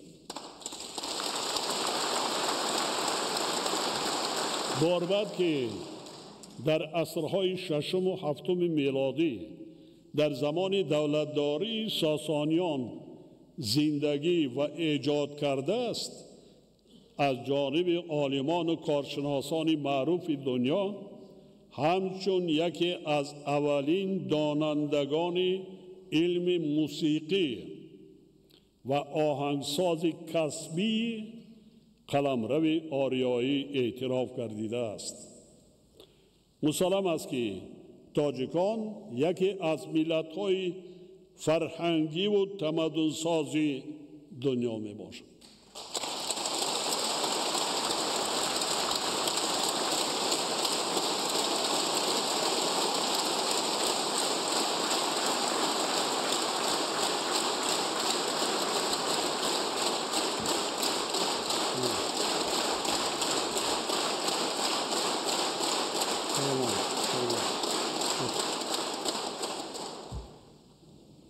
باعث افتخار ماست که گذشتگان نگنام ما آریایی ها به جهانیان زبان و فرهنگ، علم و هنر، آیین و سنت های بای و رنگارنگی بشردوستانه از جمله نوروز، اینچنین عنعنه‌های پیشرفته دولتداری یعنی تمدن و فرهنگ جاودانه را به میراث گذاشتند.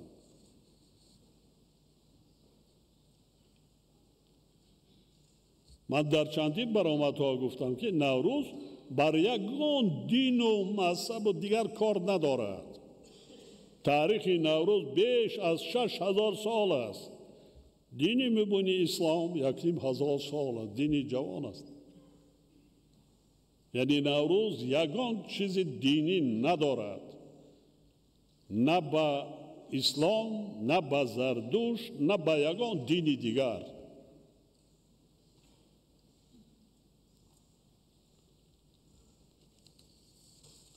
ما وظیفه داریم که در برابر افتخار کردن از میراث عالم شمول اجداد خود آن را صاحبی کنیم، آموزیم، ادامه دهیم و برای نسل‌های آینده همچون گنجینه بی‌بهای هویت ساز به میراث گذاریم.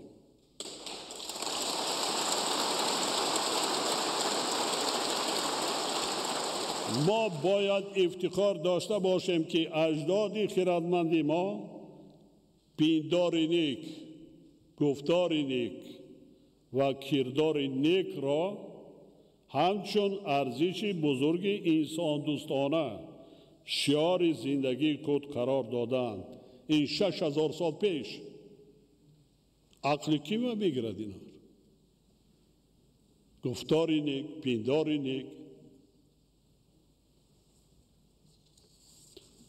واقعا نوروز که امروز مقام بین المللی گرفته است، مهرگان، ساده و تیرگان که تجسمگر اندیشه های انسان دوستی و بزرگداشت طبیعت می باشند و عنعنه های دولتداری گذشتگان آریایی ما که در تاریخ بشریت نقش ماندگار و تاثیرگذار بازیدند. اساس هویت و اصالت ما تاجیکان میباشد.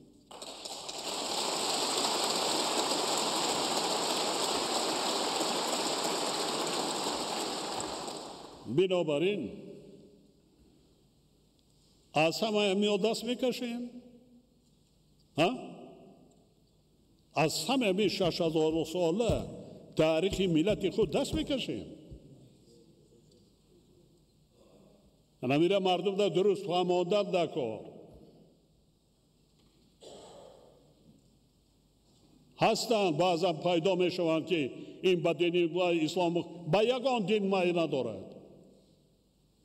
دین اسلام با راه خودش با گفتن که مسلمانی ما را از دست ما غیر خدای تعالی یگان کس حقوقی گرفتن ندارد.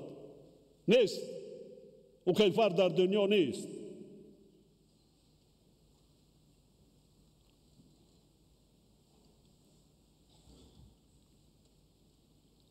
بنابراین با حکومت مملکت و مقامات اجرایی حاکمیت دولتی شهر دوشنبه دستور داده می شود که جهتی در پایتخت کشور شهر دوشنبه بنیاد نمودن قانون، یعنی قانون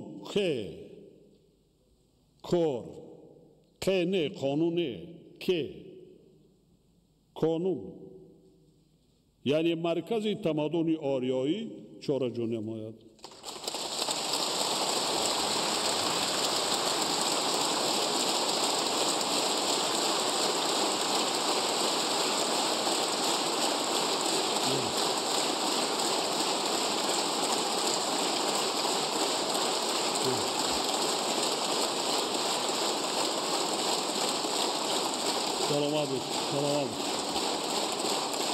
سلام. همچنین با در نظر داشته فلسفه و حکمت جاودانه نوروز، سنت و عنعنه‌های بشردوستانه آن و استفاده آنها برای تربیت نسل‌های آینده در شهر دوشنبه مرکز بین المللی نوروز بنیاد کرده شود.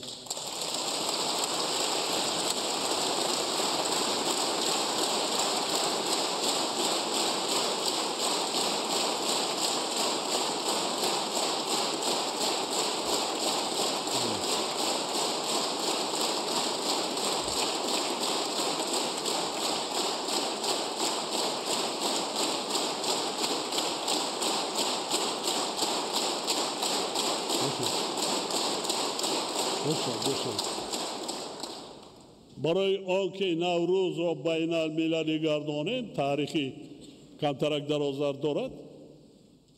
5 سال ما در یونسکو گردی اطراف این کار بردیم. بودن کشورهایی که زید بودن، حتی در حوزه نوروز هم زید بودن. در چی؟ میگفتن ما راضی، لیکن نامش را دیگر کنید. نوروز تاریخا نمیخیر آمده است. حتی امروز هر سال پرزیدنت های امریکا دیگرها با همین زبان میگن نوروز مبارک. اینا دیگر کرده نمیشه. تاریخ آمده چگونه دیگر میکنی؟ ما وقتی که بس در سازمان ملل متحد پیشنهاد شد و قطعنامه قبول گردید، یک دولت زید بود. بعد 1 سال 2 سال رفته بعد امضا کردن، لیکن نام حتی نام ده زید بودن، برای که نامش تاجیکی است. این دلیل چی است؟ 5,500 سرزم را من معین نکردم. عالمان بین المللی یونسکو 7 سال کار کردند. عالمان از امریکا، روسیه، اروپا، ژاپن، چین دیگر اشتراک کرده برده در آنجا معین کردند که تاریخی سرزم 5,500 سال است.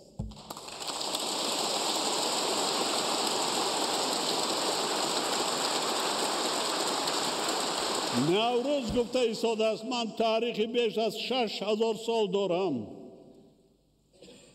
وقتی که تاجیکان در 5500 شهر ساخته باشد، شهرداری کرده باشد، این راست می آید. اطمینان دارم که عملی نمودن اقدامات ذکر شده دلیل ردناپذیری تاریخ و فرهنگی بیش از 6000 ساله ما تاجیکان می گردد.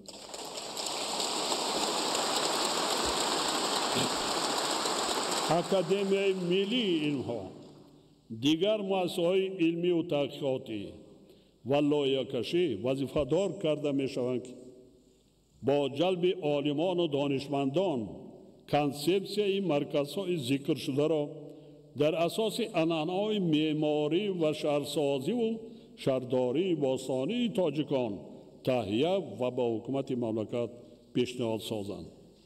انا در اینجا که بعد قرصک زنی را می‌بینیم، مبلغ در کار ولی قرصک داده، یعنی تیاریتون را بینید، چون که برای بنیاد این مرکز ها خیلی و نه یک سال و 2 سال، شاید 10 سال ها لازم میشه.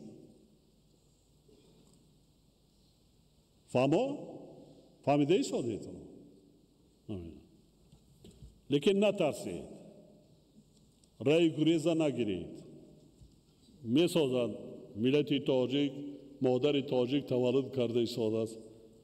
هر روز هر یک جوان مردای بننگ ناموس پیشنهاد کرده ایستادند که کور را چپا میکنند.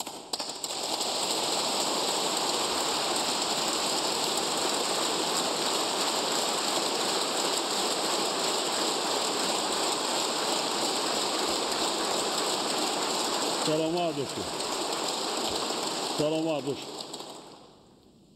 حاضرین محترم، در 10 سال اخیر در کشور از حساب همه سرچشمه ها 1300 انشاءات ساحه تندرستی با مبلغ بیش از 5.3 میلیارد سامانی ساخته به استفاده داده شد.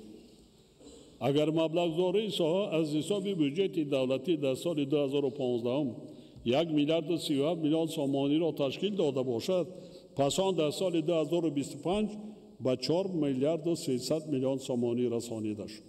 یعنی بودجه ساحه در این دوره بیش از 4.2 برابر زیاد گردیده. در 10 سال اخیر 26 میلیارد و 300 میلیون سامانی را تشکیل داد.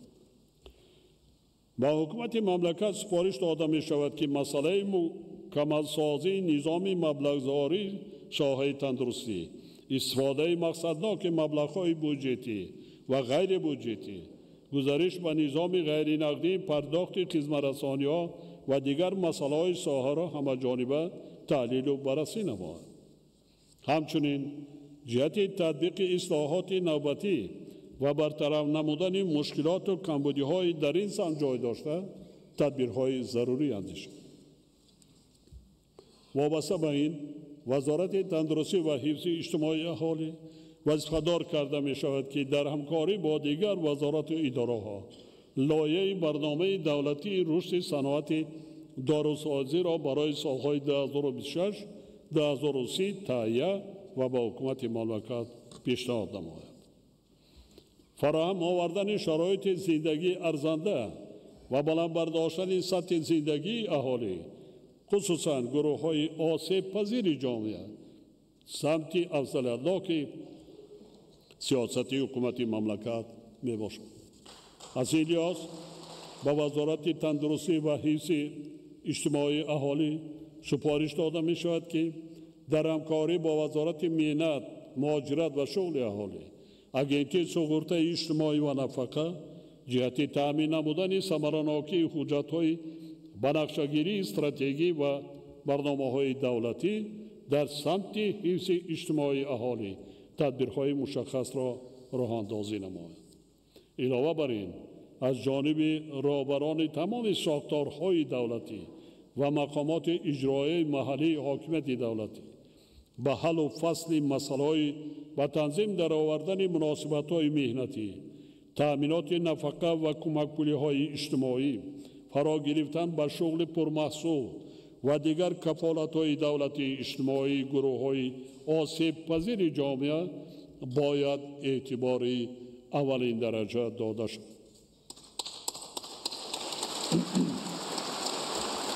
وزیران وکیلان محترم، تاجیکستان کشوری دارای ذخیره‌های غنی قوه کاری بوده. افزایش آن در دوام 10 سال اخیر 2% سالانه، یعنی زیاده از 880,000 نفر را تشکیل داده است. هر سال در ساحه گوناگون اقتصاد کشور زیاده از 200,000 جای کاری نو تأسیس داده شده. بیش از 150,000 نفر ختم کردگان مؤسسه‌های تحصیلات کسبی به بازار مهنت وارد می‌گردند. از این لحاظ از جانب وزارت مهنت، مهاجرت و شغل اهالی و دیگر ساختارهای مربوطه جهت عملی گردانیدن سیاست دولت در سمت مساعدت به شغل اهالی باید چاره‌های سودمند اندیشیده شود. با شغل رسمی جلب کردن اهالی قابل مهنت، تامین نمودن کفالت‌های مهنتی کارمندان و حسابگیری دقیق قوه کاری، تقویت بودجه سقوط اجتماعی و در این زمینه بلند برداشتن حفظ اجتماعی شهروندان مسائل مهمترین در این سهم میباشد. مقامات اجرای مالی حاکمیت دولتی و وزارت اداره ها وظیفه دارند که تطبیق ثمره بخش نشاندهنده های پیش بینی نموده برنامه های دولتی را جهت در 5 سال آینده تأسیس دادن 1,400,000 جای کاری و در این روند بلند برداشتن نقش صاحب کاری خود، کاسبی و هنرهای مردمی را تامین سازند. در این روند به مسئله باکار تامین نمودن ختم کنندگان مرکزهای تعلیمی، مؤسسه‌های تحصیلات ابتدایی و میانه مخصوص در نوبت اول زنان، معیوبان و دیگر کاتگوری‌های اهالی به دستگیری اجتماعی احتیاجمند باید اعتباری خاص داده شود.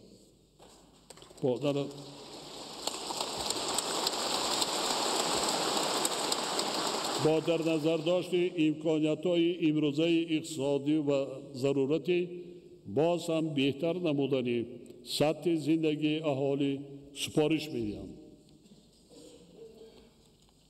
از 1 سپتامبر سال 2026 معاش وظیفوی کارمندان مؤسسه‌های معارف از جمله مؤسسه‌های تا مکتبی و میانه عمومی 25%، دیگر مؤسسه‌های ساحه معارف، شاخه‌های علم، فرهنگ، ورزش، تندرستی، مؤسسه‌های ساحه حفظ اجتماعی، مقامات حاکمیت و اداره‌کنی دولتی و دیگر مؤسسه‌های بودجتی اینچنین استیپندیاها 20% زیاد کرده شود.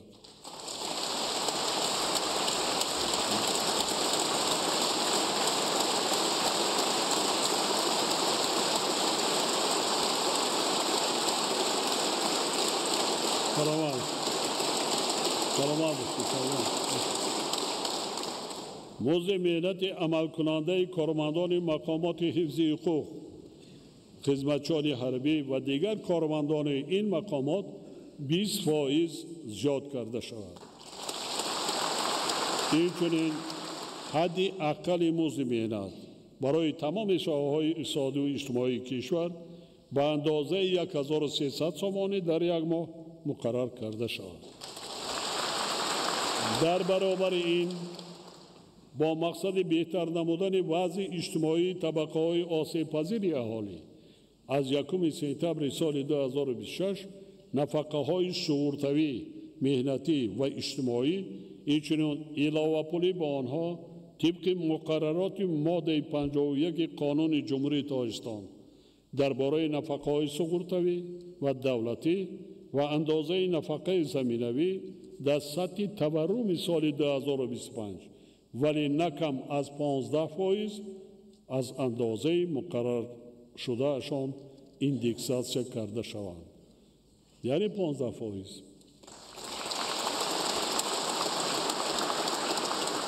بلند برداشتن سطح و صفت زندگی مردم کشور هدف عالی دولت و حکومت مملکت به حساب می رود و در این جهت منبع نیست تمام تدبیرهای ضروری اندیشیده می شود.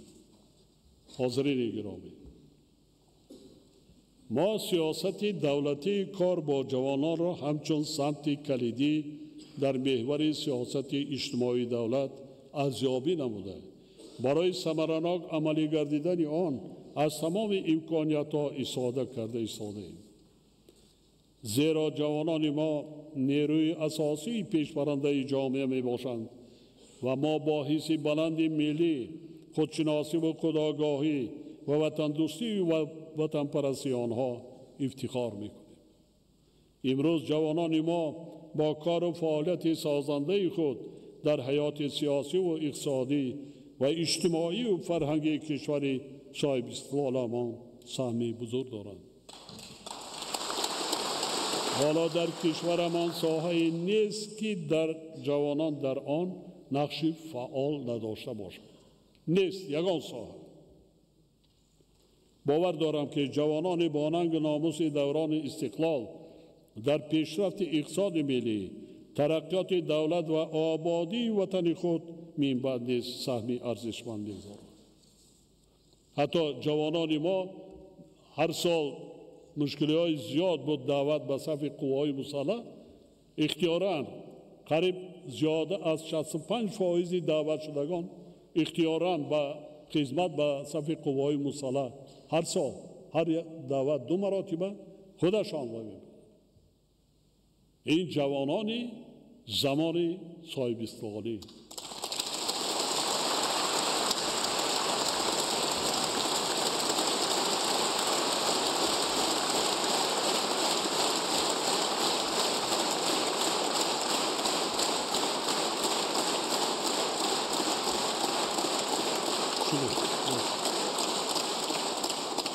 ناجیت حل مسائل حیات کودکان و نورسان و جوانان و فراهم آوردن شرایط و امکانیت‌های باز هم بهتری تحصیل و کار و فعالیت برای آنها یعنی نسل‌های آینده ساز ملت و وطن منبع نیز چاره‌جویی می‌نماییم. باغچه‌ها می‌روم، من باغچه‌ها می‌دارم با کودک‌های 3 ساله 4 ساله صحبت می‌کنم. 5 ساله 4 ساله یک تنیم تا 6 ساله‌شان هم است. بینیاد زیرک هستند. بینیاد زیرک هستند. تنها کمک در کار. چنین مؤسسه‌ها در کار است. ما پدر و مادران، ما فعالان، ما اعضای حکومت و اعضای پارلمان، وکیلان مردمی، ما باید در این موضوع کار کنیم. در این موضوع کار کنیم. کودکان را از 1.5-2 ساله باید در مؤسسه‌های تا مکتبی تربیت کنیم. آنها آماده میشوند. یکی از پیشرفت کشورهای پیشرفته ترقی کرده دنیا الان تعلیم 12 ساله است.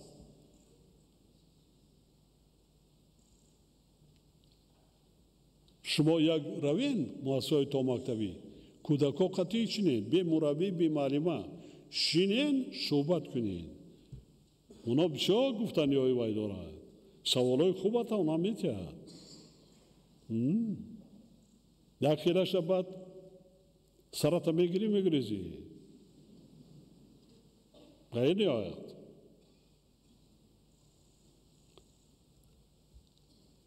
حکومت مملکت من مکتب میگم مکتب شدن ترسوزاده. نگاه کنید آن چقدر آیله هایی هستن که اهمیت میتن کودکاشون.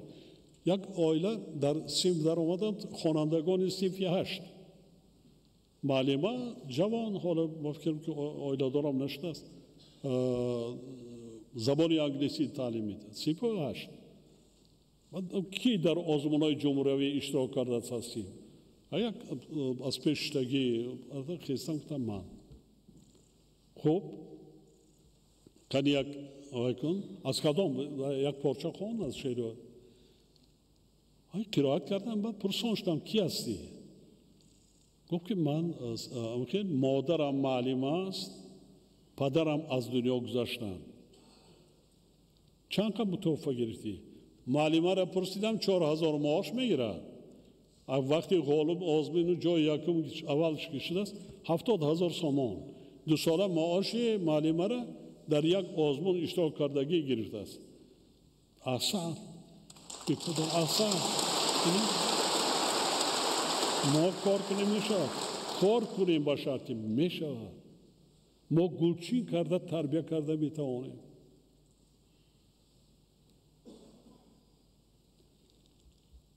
حکومت مملکت در سیاست اجتماعی خود مسائل مربوط به زنان را در محور فعالیت روزمره قرار داده. برای رشد این سمت مهم منتظم تدبیرهای سودمند می‌اندیشد. ما نقش بانوان زنان و دختران باننگ ناموس وطن را در همه شاخه‌های حیات دولت و جامعه همیشه قدردانی می‌کنیم و سعی و تلاش آنها به خاطر بنیاد آینده آباد و آسوده کشورمان افتخار داریم.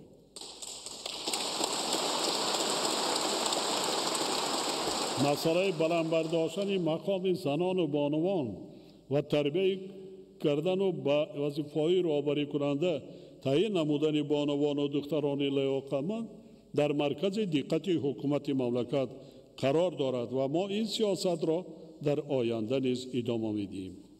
باور دارم که زنان و بانوان مملکت برای تربیت فرزندان در رویه آموختن علم و دانش و کسب هنر، رعایت قانون‌های ملی درباره تنظیم عنعنه و جشن و مراسم و مسئولیت پدر و مادر در تعلیم و تربیت فرزند، رسم و آیین‌ها و سنت و عنعنه‌های مردمی باستانی تاجیک از جمله صرفه سجده‌کاری و پوشیدن لباس‌های ملی سعی و کوشش بیشتر به خرج می‌دهند.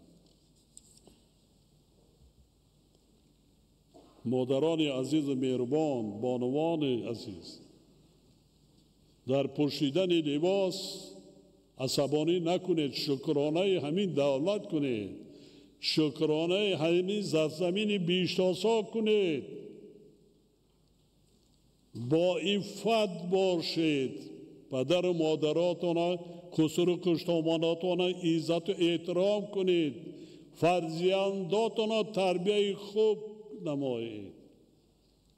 همین می شود حج، همین می شود کار ثواب.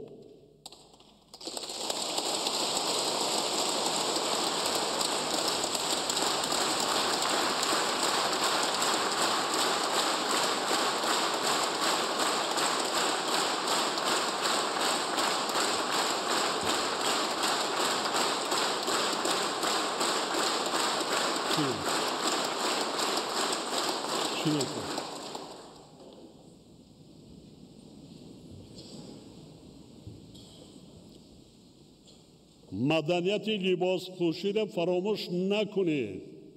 ما تاجیکان ما می‌دیدیم پدر و مادرامون چگونه لباس پوشیده به خانه همسایه به چاره‌بینی آن کس می‌رفت. همسایه ما می‌دیدیم که چگونه برای خبرگیری خویشاوندان به شهر و ناحیه‌های دیگر به مهمانی می‌رفتند، چگونه سر لباس سر و بدن را تازه آزاده کرده لباس‌های تازه می‌پوشیدند، لباس‌های نو می‌پوشیدند. حالی اکثریت از گرد و گوشه مملکت به پایتخت مملکت میاد میباشد در پاش لنسی در سطر کدگی پا تا زانو را میباشد یلقاس کرده ناخنا رنگ کدگی را چی بفهمیم؟ این شریعتی است یا که دنیوی است چی است؟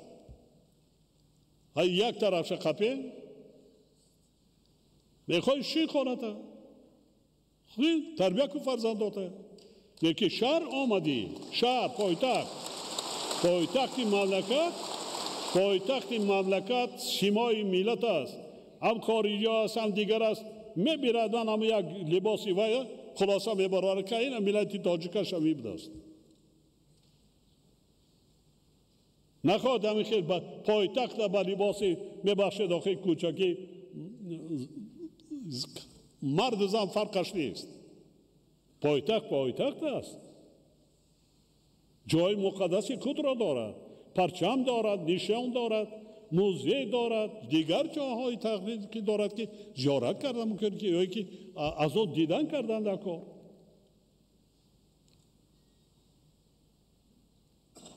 در این جاده کار باید کنیم. شکرانه کنید، شکرانه این وطن آزاد کنید. آزاد. میخوایی حج میروی، خانه خدا زیارت میروی، میخوایی مسجد میروی، نماز میخوانی، روزه میگیری، خب چی میفورته؟ میخوایی خون، میخوایی مدرسه مرمت، اینم نه مدرسه حاضر زمان ساختم، لیکن سر و لباس ملی هم این بسیار. دشمن ها چکار میکنن؟ اول سر و لباس تا میگیرن، تقلید با بیگانه پرستی، بعد زبان تا میگیرن. حقیقتی دولت از بین میرود. انا به کتابی بگم که اثر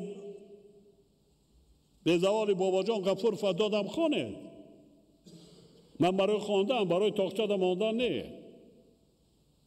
شاهنامه را دادم خانه، قرآن مجید را دادم به زبان کلیدی، به زبان دولتی چاپ شده، خوانید، معنیش فهمید، زیاده روی نکنید.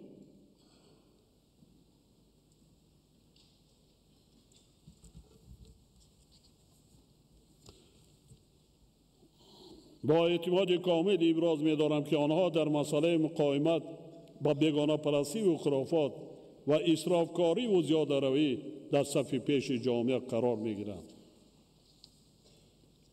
محترم اعضای مجلس ملی و وکیلان مجلس نمایندگان، نقش قانونگذاری در عملی گردیدن هدفهای استراتژی کشور و تامین نمودن رشد استوار و باصورت آن اهمیت جامعه و دولت، تحکیم ثبات و آرامی و وحدت ملی بسا مهم به شمار می‌رود.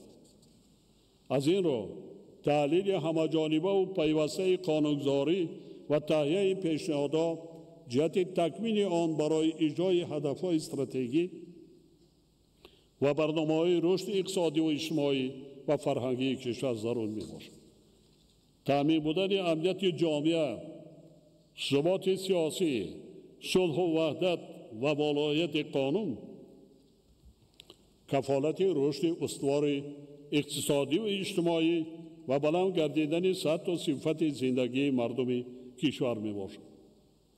منظره که اینجا آرام و شدیم، رشد اقتصادی دیگر است. سالی گذشته امسال هم نفقه، هم معاش، هم بعضا کارهای دیگر شده ایستاده است. قدم به قدم یک باره البته همه مشکلی ها را که پس سر کردن بسیار مشکل می شود، لیکن زینه به زینه رفته ایستاده ما. محض صلح و ثبات، امنیت و آسایش و ولایت قانون امکان داد که ما رشد با سرعت اقتصادی و اجتماعی و فرهنگی و سیاسی کشور را تامین کرده سطح نیکوحوالی خلق را بلند برداریم.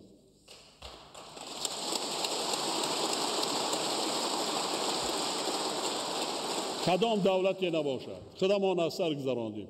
اگر صلح و ثبات کشور نباشد، وحدت ملی در ملک و ویدان نباشد، یگان نقشه اینه که ما عملی نمیگردیم. این را باید خرد و بزرگ کشور در خاطر داشته باشد. بنابراین ساختارهای نظامی و مقامات حفظ حقوق باید وظیفه خود را در سمت حمایه ثبات و آرامی جامعه، امنیت و آسایش دولت و مردم تاجیکستان با صداقت به دولت و خلق کشور تامین نمایند. مبارزه بر ضد تروریسم و اکستریمیسم، رادیکالیسم، گردش غیر قانونی مواد مخدر، قاچاق سلاح، جنایت‌های کیبری و دیگر جنایتکاری‌های متشکل فراملی وظیفه جانی آنها در شرایط ناآرام و بحرانی جهانی معاصر می باشد. حکومت مملکت وظیفه‌دار است که جهت باز هم بهتر گردانیدن شرایط کار و زندگی خدمتچیان حربی قوای مسلح و کارمندان مقامات حفظ حقوق تدبیرهای ایراوگی اندیشه. ما سال به سال بهتر کرده ایستادیم، لیکن اکنون قوای مساعده جدی، هم کمک، شرایط درجه عالی، هم خدمت، هم زندگی را باید ما مهیا نماییم، هم متخصصان سطح بلندی کسبی نظامی آماده کنیم. هموطنان عزیز، وکیلان محترم، وضع مرکب در مناطق گوناگون دنیا، شدت گرفتن رقابت‌های گیاه‌سیاسی و گیاه اقتصادی به خاطر از نو تقسیم کردن جهان، موج نوی جنگ سرد، یراق‌ناشوی با شتاب، ضعیف گردیدن معیارهای حقوق بین المللی و دیگر روندهای پرتضاد در عرصه بین المللی همانا مایه نگرانی باقی میماند. در چنین شرایط ما را ضرور است که در برابر اشتراک فعال در روندهای گلوبالی در همبستگی با جامعه جهانی و سعی و تلاش‌هایمان برای رسیدن به هدف‌های سازنده، پایداری صلح و ثبات و تأمین امنیت فراگیر تقویت بخشیم. ضمن تطبیق کنسپسیون سیاست خارجی جمهوری تاجیکستان، ما فعالیت بین المللی خود را به خاطر توسعه روابط سیاسی و همکاری‌های گوناگون جنبه با کشورهای مختلف جهان بر پایه اصول‌های اعتماد، احترام منفعت‌های همدیگر و سیاست درهای گشاده من بعد نیز ادامه خواهیم داد. همزمان با این برای رشد و تحکیم مناسبت‌های همه‌جانبه در ساحه‌های تجارت، اقتصاد و فرهنگی و بشری تدبیرهای عملی اندیشیده می‌شوند. در مجموع تاجیکستان با توسعه همکاری‌های دو جانبه و بسیار جانبه با کشورها و نهادهای شریک توجه دائمی ظاهر نموده، جهت ادامه اشتراک فعال در زمینه‌های گوناگون در آینده نیز سعی و تلاش خواهد کرد. هموطنان عزیز محترم، اعضای مجلس ملی و وکیلان مجلس نمایندگان، در پیامی که امروز پیشنهاد کردید، دستاوردهای کشور عزیزمان در سالهای اخیر مورد تحلیل قرار داده شد. همه این دستاوردها پیش از همه نتیجه زحمت اهلانه مردم شریف تاجیکستان می باشد. سال 2026 برای ما سال تاریخی، سال جشن 35 سالگی استقلال دولتی است. یعنی تاجیکستان کهن بوداد، اما تازه استقلال ما 35 ساله می شود. طی 5 سال آخر تمام کشورهای جامعه جهت سزاوار استقبال نمودن این صحنه تاریخی سرجمانه زحمت کشیده کارهای بزرگ را انجام داده ایستادند. از 29,000 انشاءات و بناهای به افتخار جشن 35 سالگی به نقشه گرفته شده تا امروز 26,000 آنها به استفاده داده شدند که بیش از 70% از حساب صاحبکاران و شهروندان می باشند. باور دارم که تا جشن 35 سالگی شماره آنها از 30,000 هم زیاد می شود.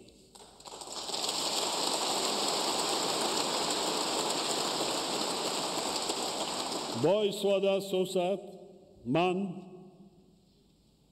بار دیگر به همه صاحبکاران و شخصان سخاوت پیشه و شهروندان وطن دوست و زحمت قرین با ننگ و ناموس و مسئولیت شناس مملکت صمیمانه سپاس و منتداری اظهار می نمایم.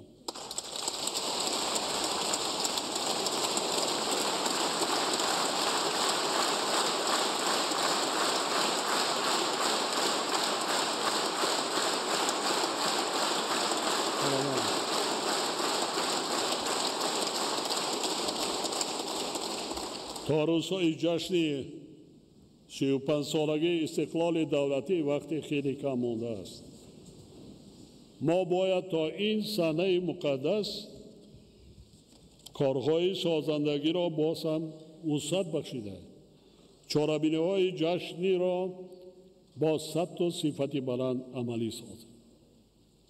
هر یک شهروند و هر یک عائله باید با درک مسئولیت وطنسازی و دولتسازی پیش از همه خانه و کاشانه و کوچه و محل زیست خود را تعمیر و ترمیم و تازه و آزاده نماید. این روند آبادانی و تازه‌کاری باید تمام قلمرو کشور را تا دوردستترین دهات آن فرا گیرد و به یک کار معمولی تبدیل یابد.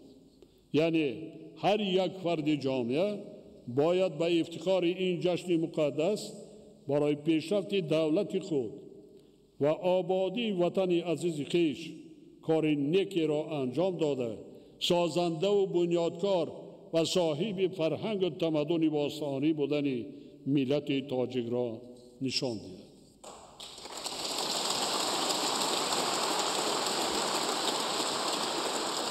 راه طی کرده ما در ظرف قریب 35 سال گذشته برعلا نشان داد که مردم شریف تاجیکستان به انجام کارهای بزرگ قادرند. وطن خویش را صدقاً دوست می‌دارند و برای حمایت استقلال و آزادی سرزمین اجدادی خود همیشه آماده اند.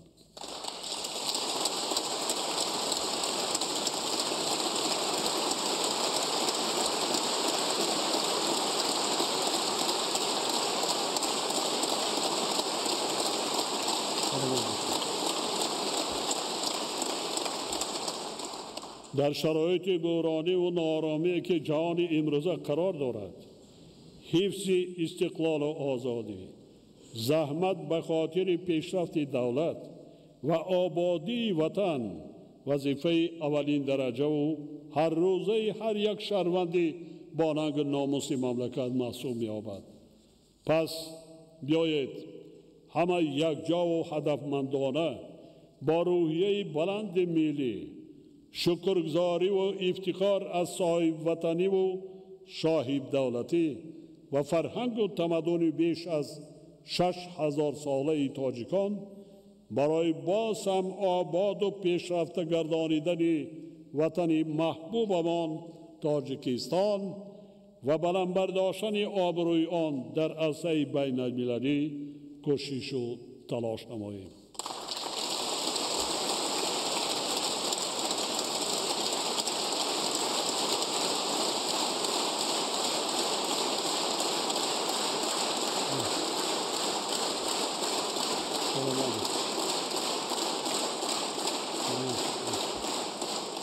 با داشتن چنین فرهنگ و تمدن باستانی ما نباید به تعصب و افراطگرایی و تقلید به فرهنگی که برایمان بیگانه و خطربار است راه دهیم.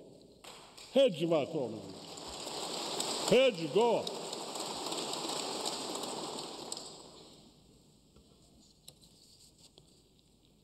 از بس که 4 سال پیش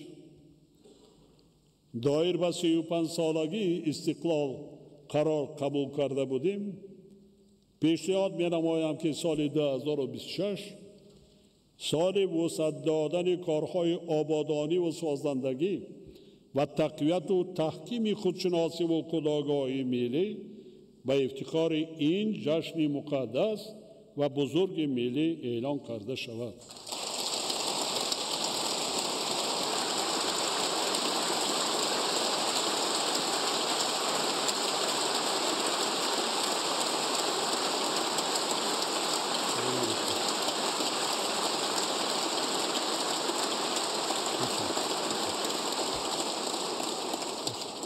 من به آینده نیک و درخشان وطنی صاحب استقلالمان و اراده قوی مردم زحمت پیشه و سربلند آن اعتماد کامل دارم. مردم شریف تاجیکستان که در 34 سال سپری شده روزهای بسیار سخت و سنگین را با صبر و تحمل و با اتحاد سرجمعی پس سر کردند. قدرت و امکانات‌های عظیمی سازندگی دارند و محض همین نیروی عظیمی سازنده و آبادگر فردای درخشان وطن عزیزمان را تأمین می‌سازد. اطمینان کامل دارم که ما همه اهلانه و سرجمعانه من بعد نیست به خاطر رشد و پیشرفت تاجیکستان محبوبمان و آبادی وطن عزیزمان زحمت میکشیم. به همه هدفهای نیکمان میرسیم و نفوذ و آبروی دولت تاجیکان را در عرصه بین المللی باز هم بلند میبرداریم.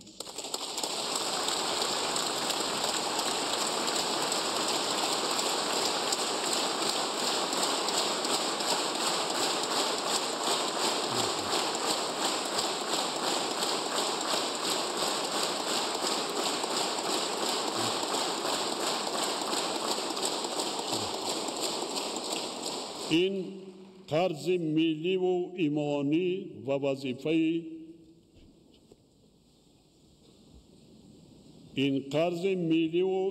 و وظیفه انسانی و شهروندی هر یکی ماست.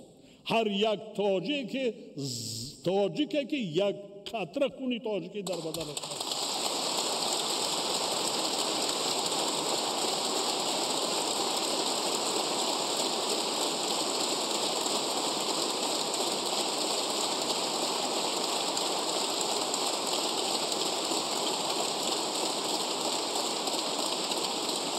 در این جاده به کل مردم شریف تاجیکستان، شما وکیلان مردمی و حاضرین ارجمند، پیش از همه صلح و آرامی، سلامتی و خوشبختی، خانه آباد، سعادت روزگار و کامیابی و برای کار آرزومندم.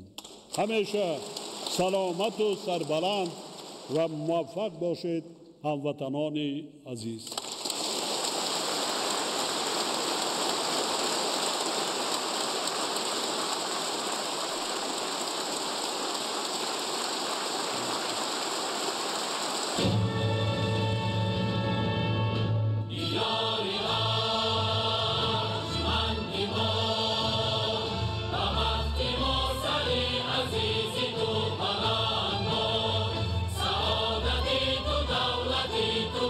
Gaza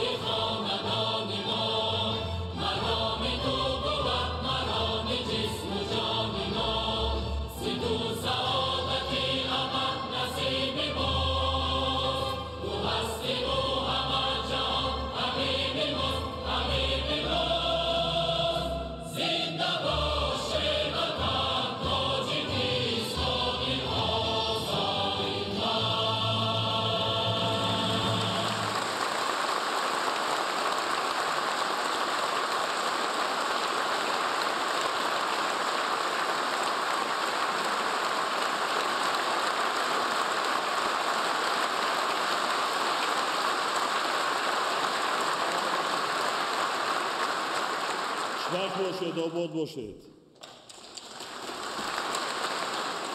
وقتی که ما سرجم هستیم، متحد هستیم، بزرگی ما از همون راکت های هسته‌ای ده بزرگتر است. قدرتمند است.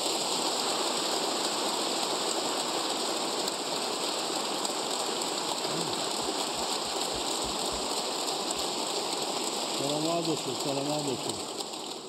در دنیا یگان کار نوشتگی نیست.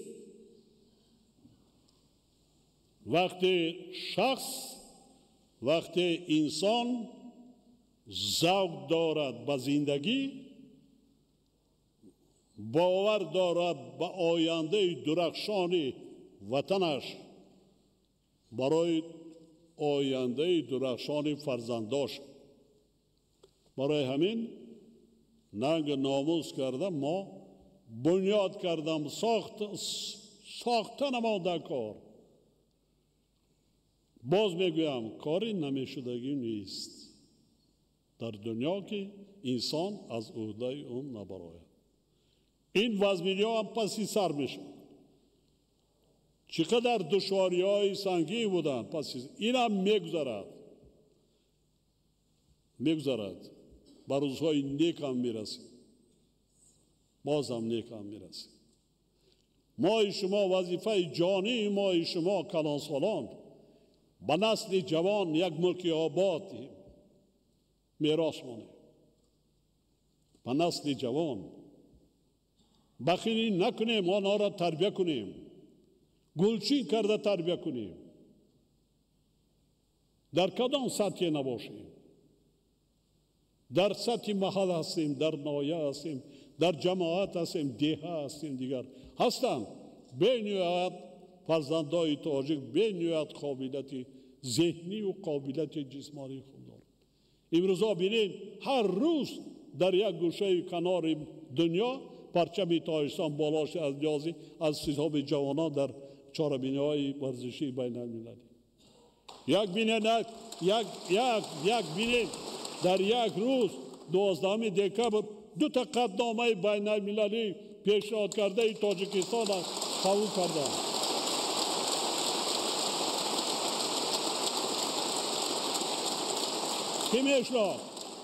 کی میشناخت تاجیک‌ها را؟ این روز نه اینکه میشناسند، احترام میکنند، احترام میگذارند، دستگیری میکنند، همکاری کرده ایستادیم. این باعث افتخار است. هر فردی تاجیکی که از همین وطن منالد، از همین سرزمین بیشتاسای اجدادی منالد، او مسلمان نیست، او کور است.